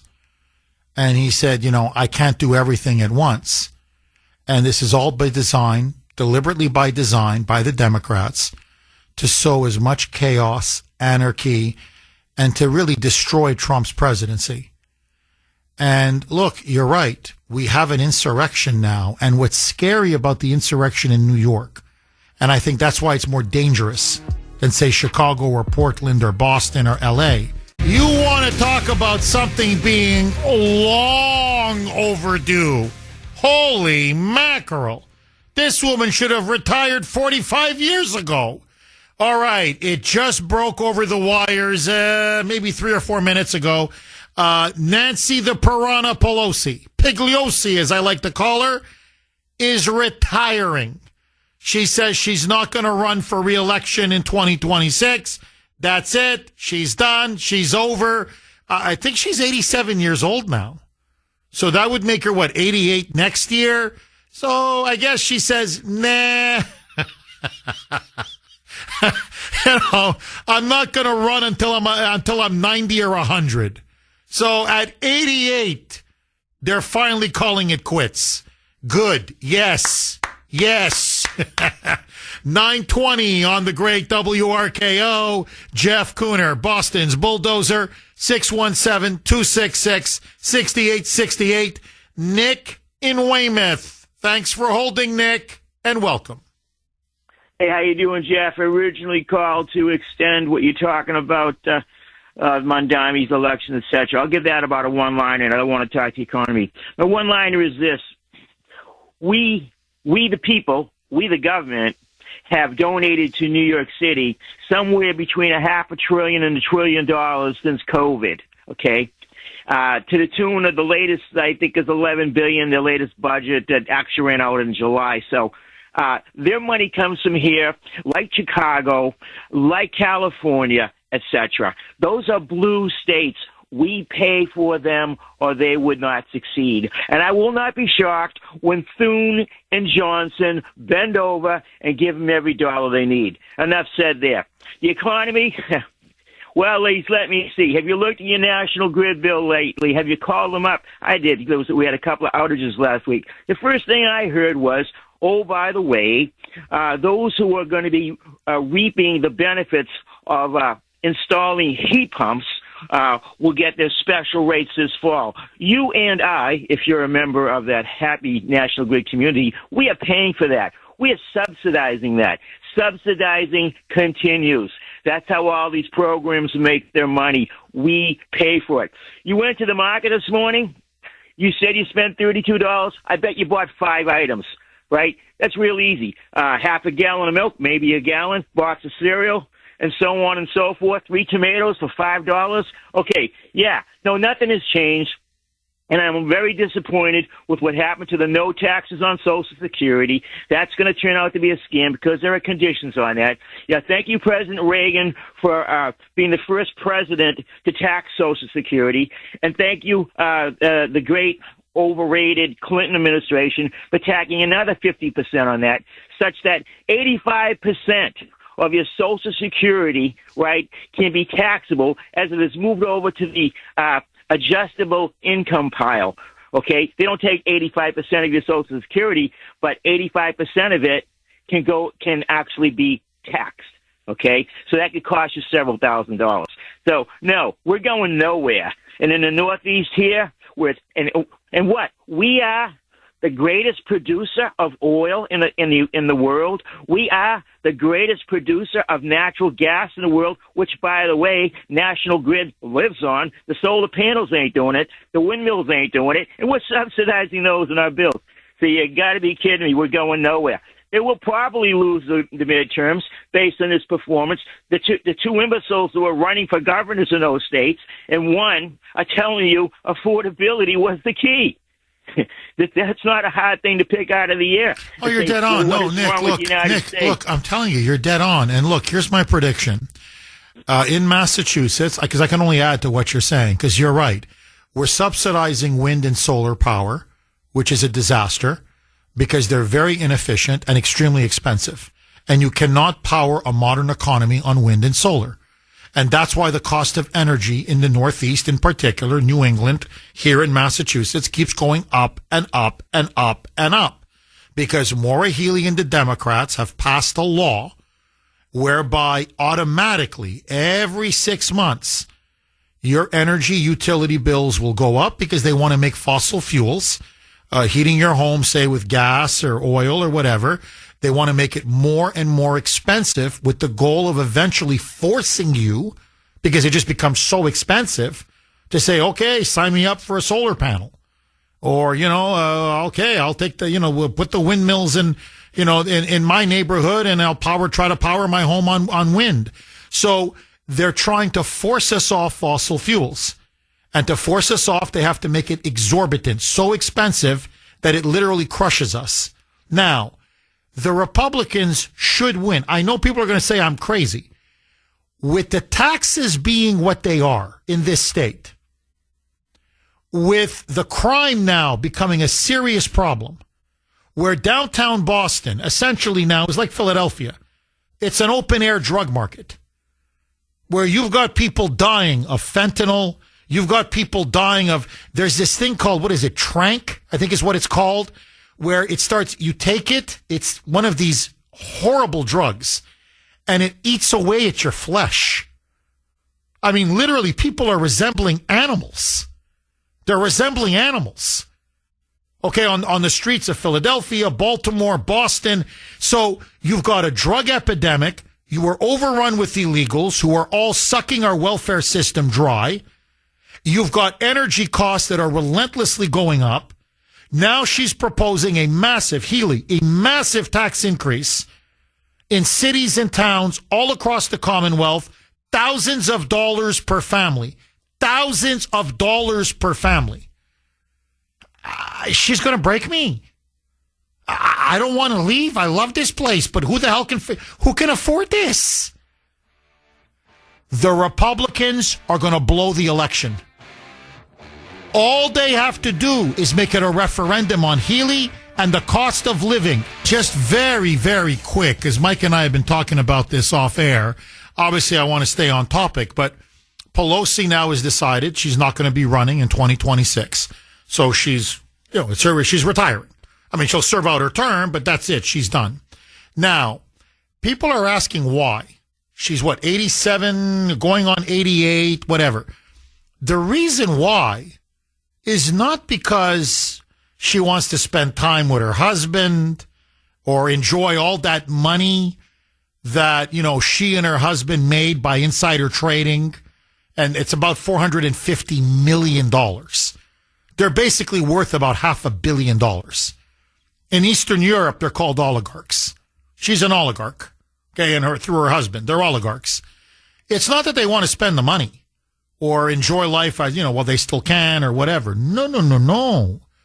The reason why Pelosi is not running in 2026 is because she's now the Cuomo of the left coast, of San Francisco, of the West Coast.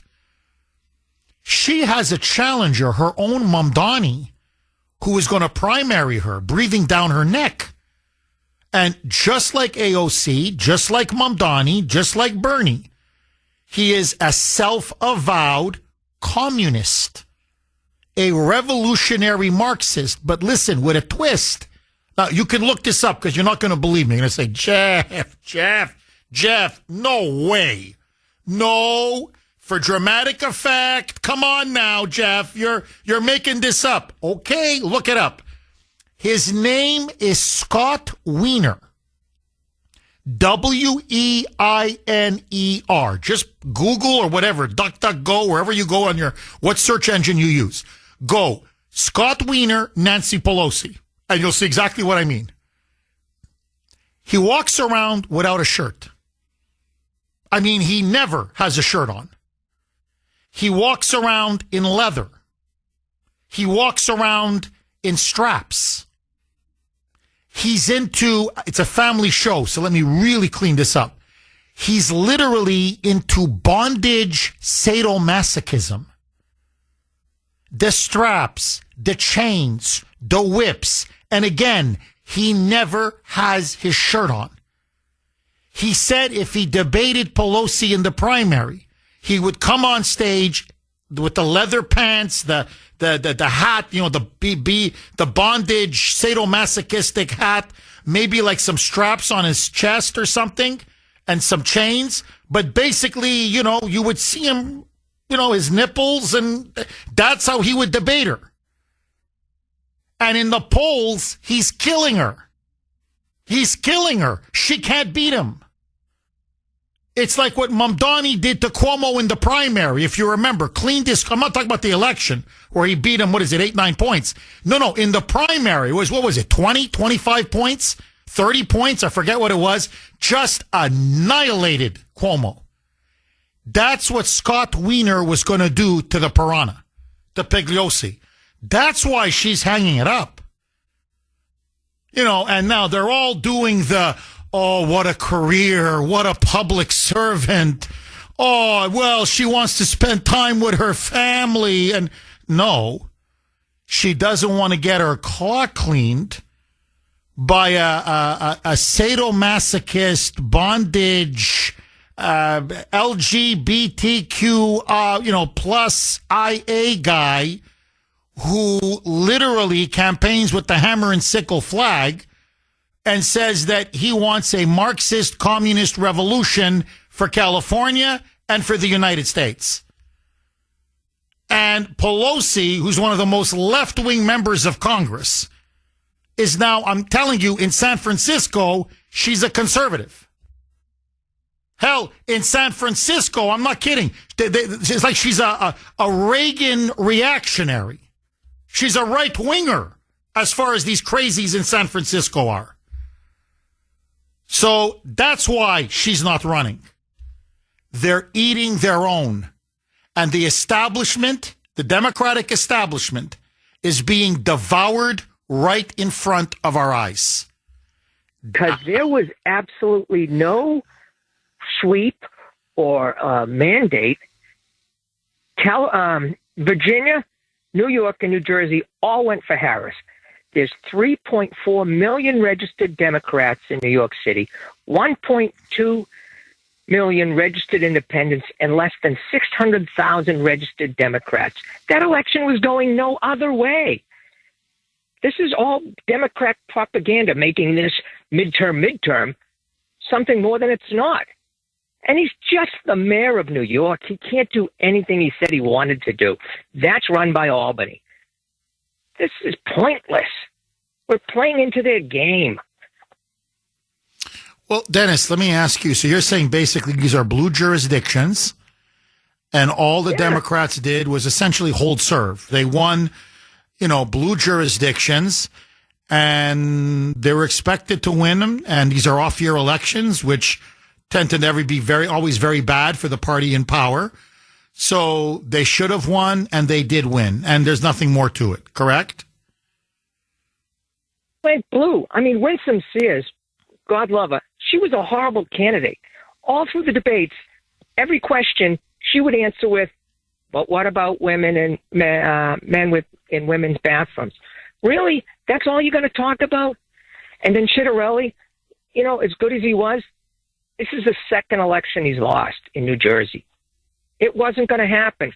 It's simple math. Blue states went blue. That's all it was. But the Democrats, they were talking it up like, the Republicans have a chance. Let's fundraise, when they knew it was never going to happen. But now they can say it did. And this is repudiation of Trump when it wasn't. Dennis, let me ask you this. The fact, and you're making a lot of sense. Let me ask you this. The fact that they still voted for Jay Jones for Attorney General, and that all these Democrats supported Jay Jones and refused to not, withdraw their endorsement or ask him to step aside and not run, that they stood with him shoulder to shoulder. A man who openly says he fantasizes about murdering Republicans, even killing their children in the arms of their mother, and that the Democrats still voted for this man and still stood by this man. What say you? Give you a personal anecdote. My cousin worked for John Kerry. He hated him. He left his employ. But when he ran for president, he said, I got to vote the ticket. And that's what Democrats do. They vote the ticket.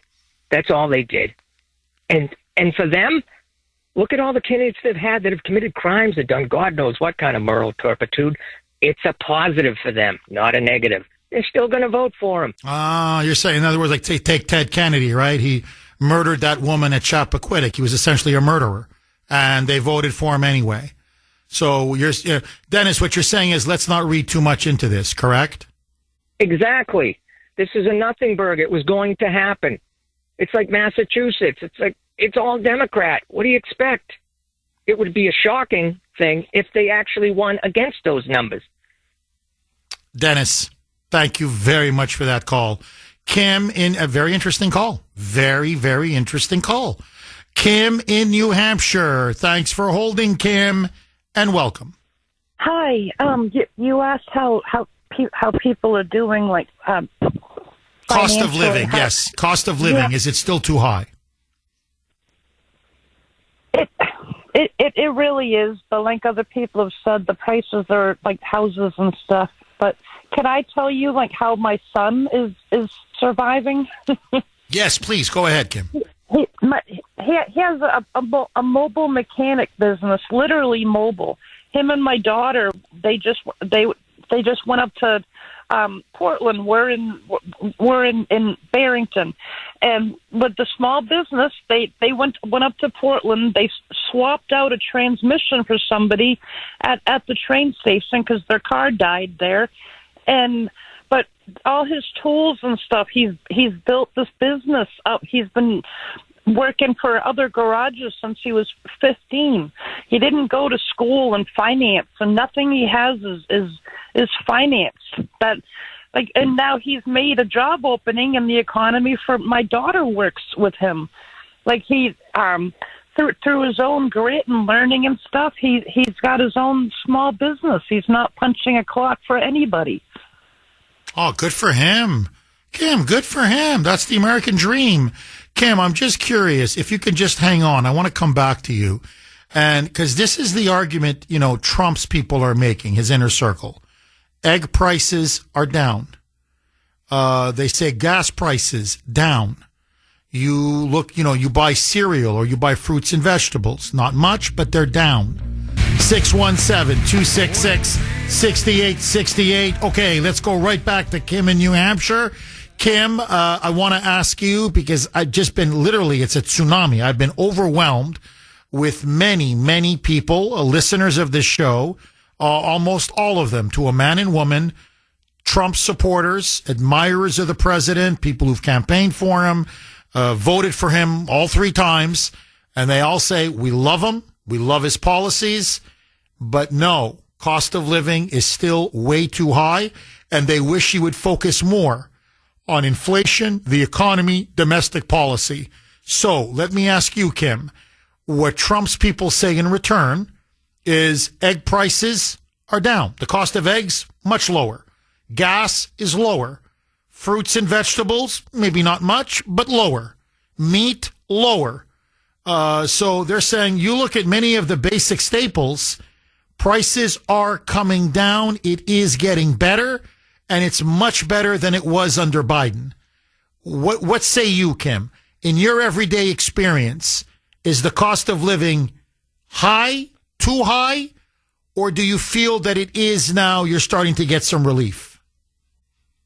Like the egg thing, yeah, that price has come down, but like the bread, cheese, I would love if the price of houses would come down. I mean, we bought an older mobile home many, many years ago. It was supposed to just be a starter house, but then what was it, like '08? Then like it just seemed like within like a few years of moving here that we couldn't afford to buy a house anymore. They're over $800,000 in our town, and get gas. I just paid $2.72 a gallon. That's been staying. It went down. Some things, yes, but so many things, they're still crazy expensive. Macaroni and cheese never went down. I'm sorry, mac and cheese has gone down or hasn't gone down? It has not gone down. Well, my kids love mac and cheese. So I buy a ton of mac and cheese. Kim, thank you very much for that call. So, you know what? It's my experience as well. Some things have come down, it's true, but in other areas, it's still too high. It just is. Now, hopefully they'll continue to come down. I want them to come down, but I'm telling you, he's got to start focusing more on the economy because that's what his base and that's what his voters want. Jim in Boston. Anyway, agree, disagree. Jim in Boston. Thanks for holding, Jim, and welcome. Hey, Jeff. Hi, Jim. Yeah, I definitely agree with a lot of the points you made, but I do want to say I agree with that call. I think it's from Nevada. He had a lot of really good points. So I want to talk about the Zoran thing quickly. I mean, a lot of the things he was running on, ironically, are what Trump ran on. It's affordability, it's endless wars, and it's basically against the establishment. I'm sick of the Pelosi's, I'm sick of the Schumers, I'm sick of the Ted Cruz's, as are most people. You know, they want change in the government. So Zoran, like him or hate him, it's very easy on the smell of why he won. It's easy to understand why people go after Bernie, and it's 100% easy why people like myself, who are an independent, went for the original MAGA movement. Now, where we're at now, it's depressing. A lot of the things I was hoping for, and I'm not even just talking about the affordability of eggs or mac and cheese. It's to me, the big thing is I have a 2-year-old and a 14-year-old. I know a big difference. But it's the college education price. It's the healthcare system, which is becoming very unaffordable. And it's the home purchasing price. And even a car. Like a regular car is like $50,000. I mean, that's completely, we're the richest country in the history of the world, and we're in a decline. And even if we're not in a decline, which we are, the perception is it's probably at an all-time low. So you see people on the left running to socialism, extreme socialism. And again, I don't even think Madami is an extreme socialist. I think he has a lot of ideas. Most of them aren't going to pass. But you know what? See what happens. Throw it out there. Because, again, New York's a very complicated state with Albany, with the MBTA. I mean, I've done a lot of research on this. So, see what happens. So I'm not really worried about that. I don't think he's an Islamic terrorist. I just think we got to focus on the policy. Just like I don't think Trump, whoever called him a Nazi, it's all just, it's just all, it's a blanket over what we have to focus on. We have to focus on the affordability, and the younger generation is another thing that's concerning. So you have the left, like I was saying, heading towards socialism, and probably worse than Madami because there's other elements out there that be worse. And then you have the right. Now, I love Charlie Kirk. I think he was a moderate, which is ironic. The left thinks he was, but again, I don't blame the left. The media just is terrible. It throws everyone off. But anyways, the fact was he was a moderate. And now he's gone, and sadly, and now someone that's taking his place is a guy like Nick Fuentes, and he's probably the most popular voice on the right now for 30 and under. And the younger generation, like the previous caller said from Nevada, made a really good point. They've lived through 3 recessions, and AI is right around the corner. And you made a point on that, and I got to tell you, you cannot underplay the impact of that. Best case scenario, there's massive job loss. Worst case, well, listen to people who created it. It's a whole nother dystopian future, so we don't even want to talk about that. However, you have the younger generation that sees this. You have the housing prices, and when they vote for a Mandami or they listen to a Nick Fuentes or the extreme problems we're having in this country are bringing upon what people want as extreme solutions. Now, the original MAGA movement was a blessing. It had so many aspects of it, like the Tucker Carlson's, which I appreciate. The Jim, we're up against it. But, no, look, I want MAGA to return to its roots. And it was America first.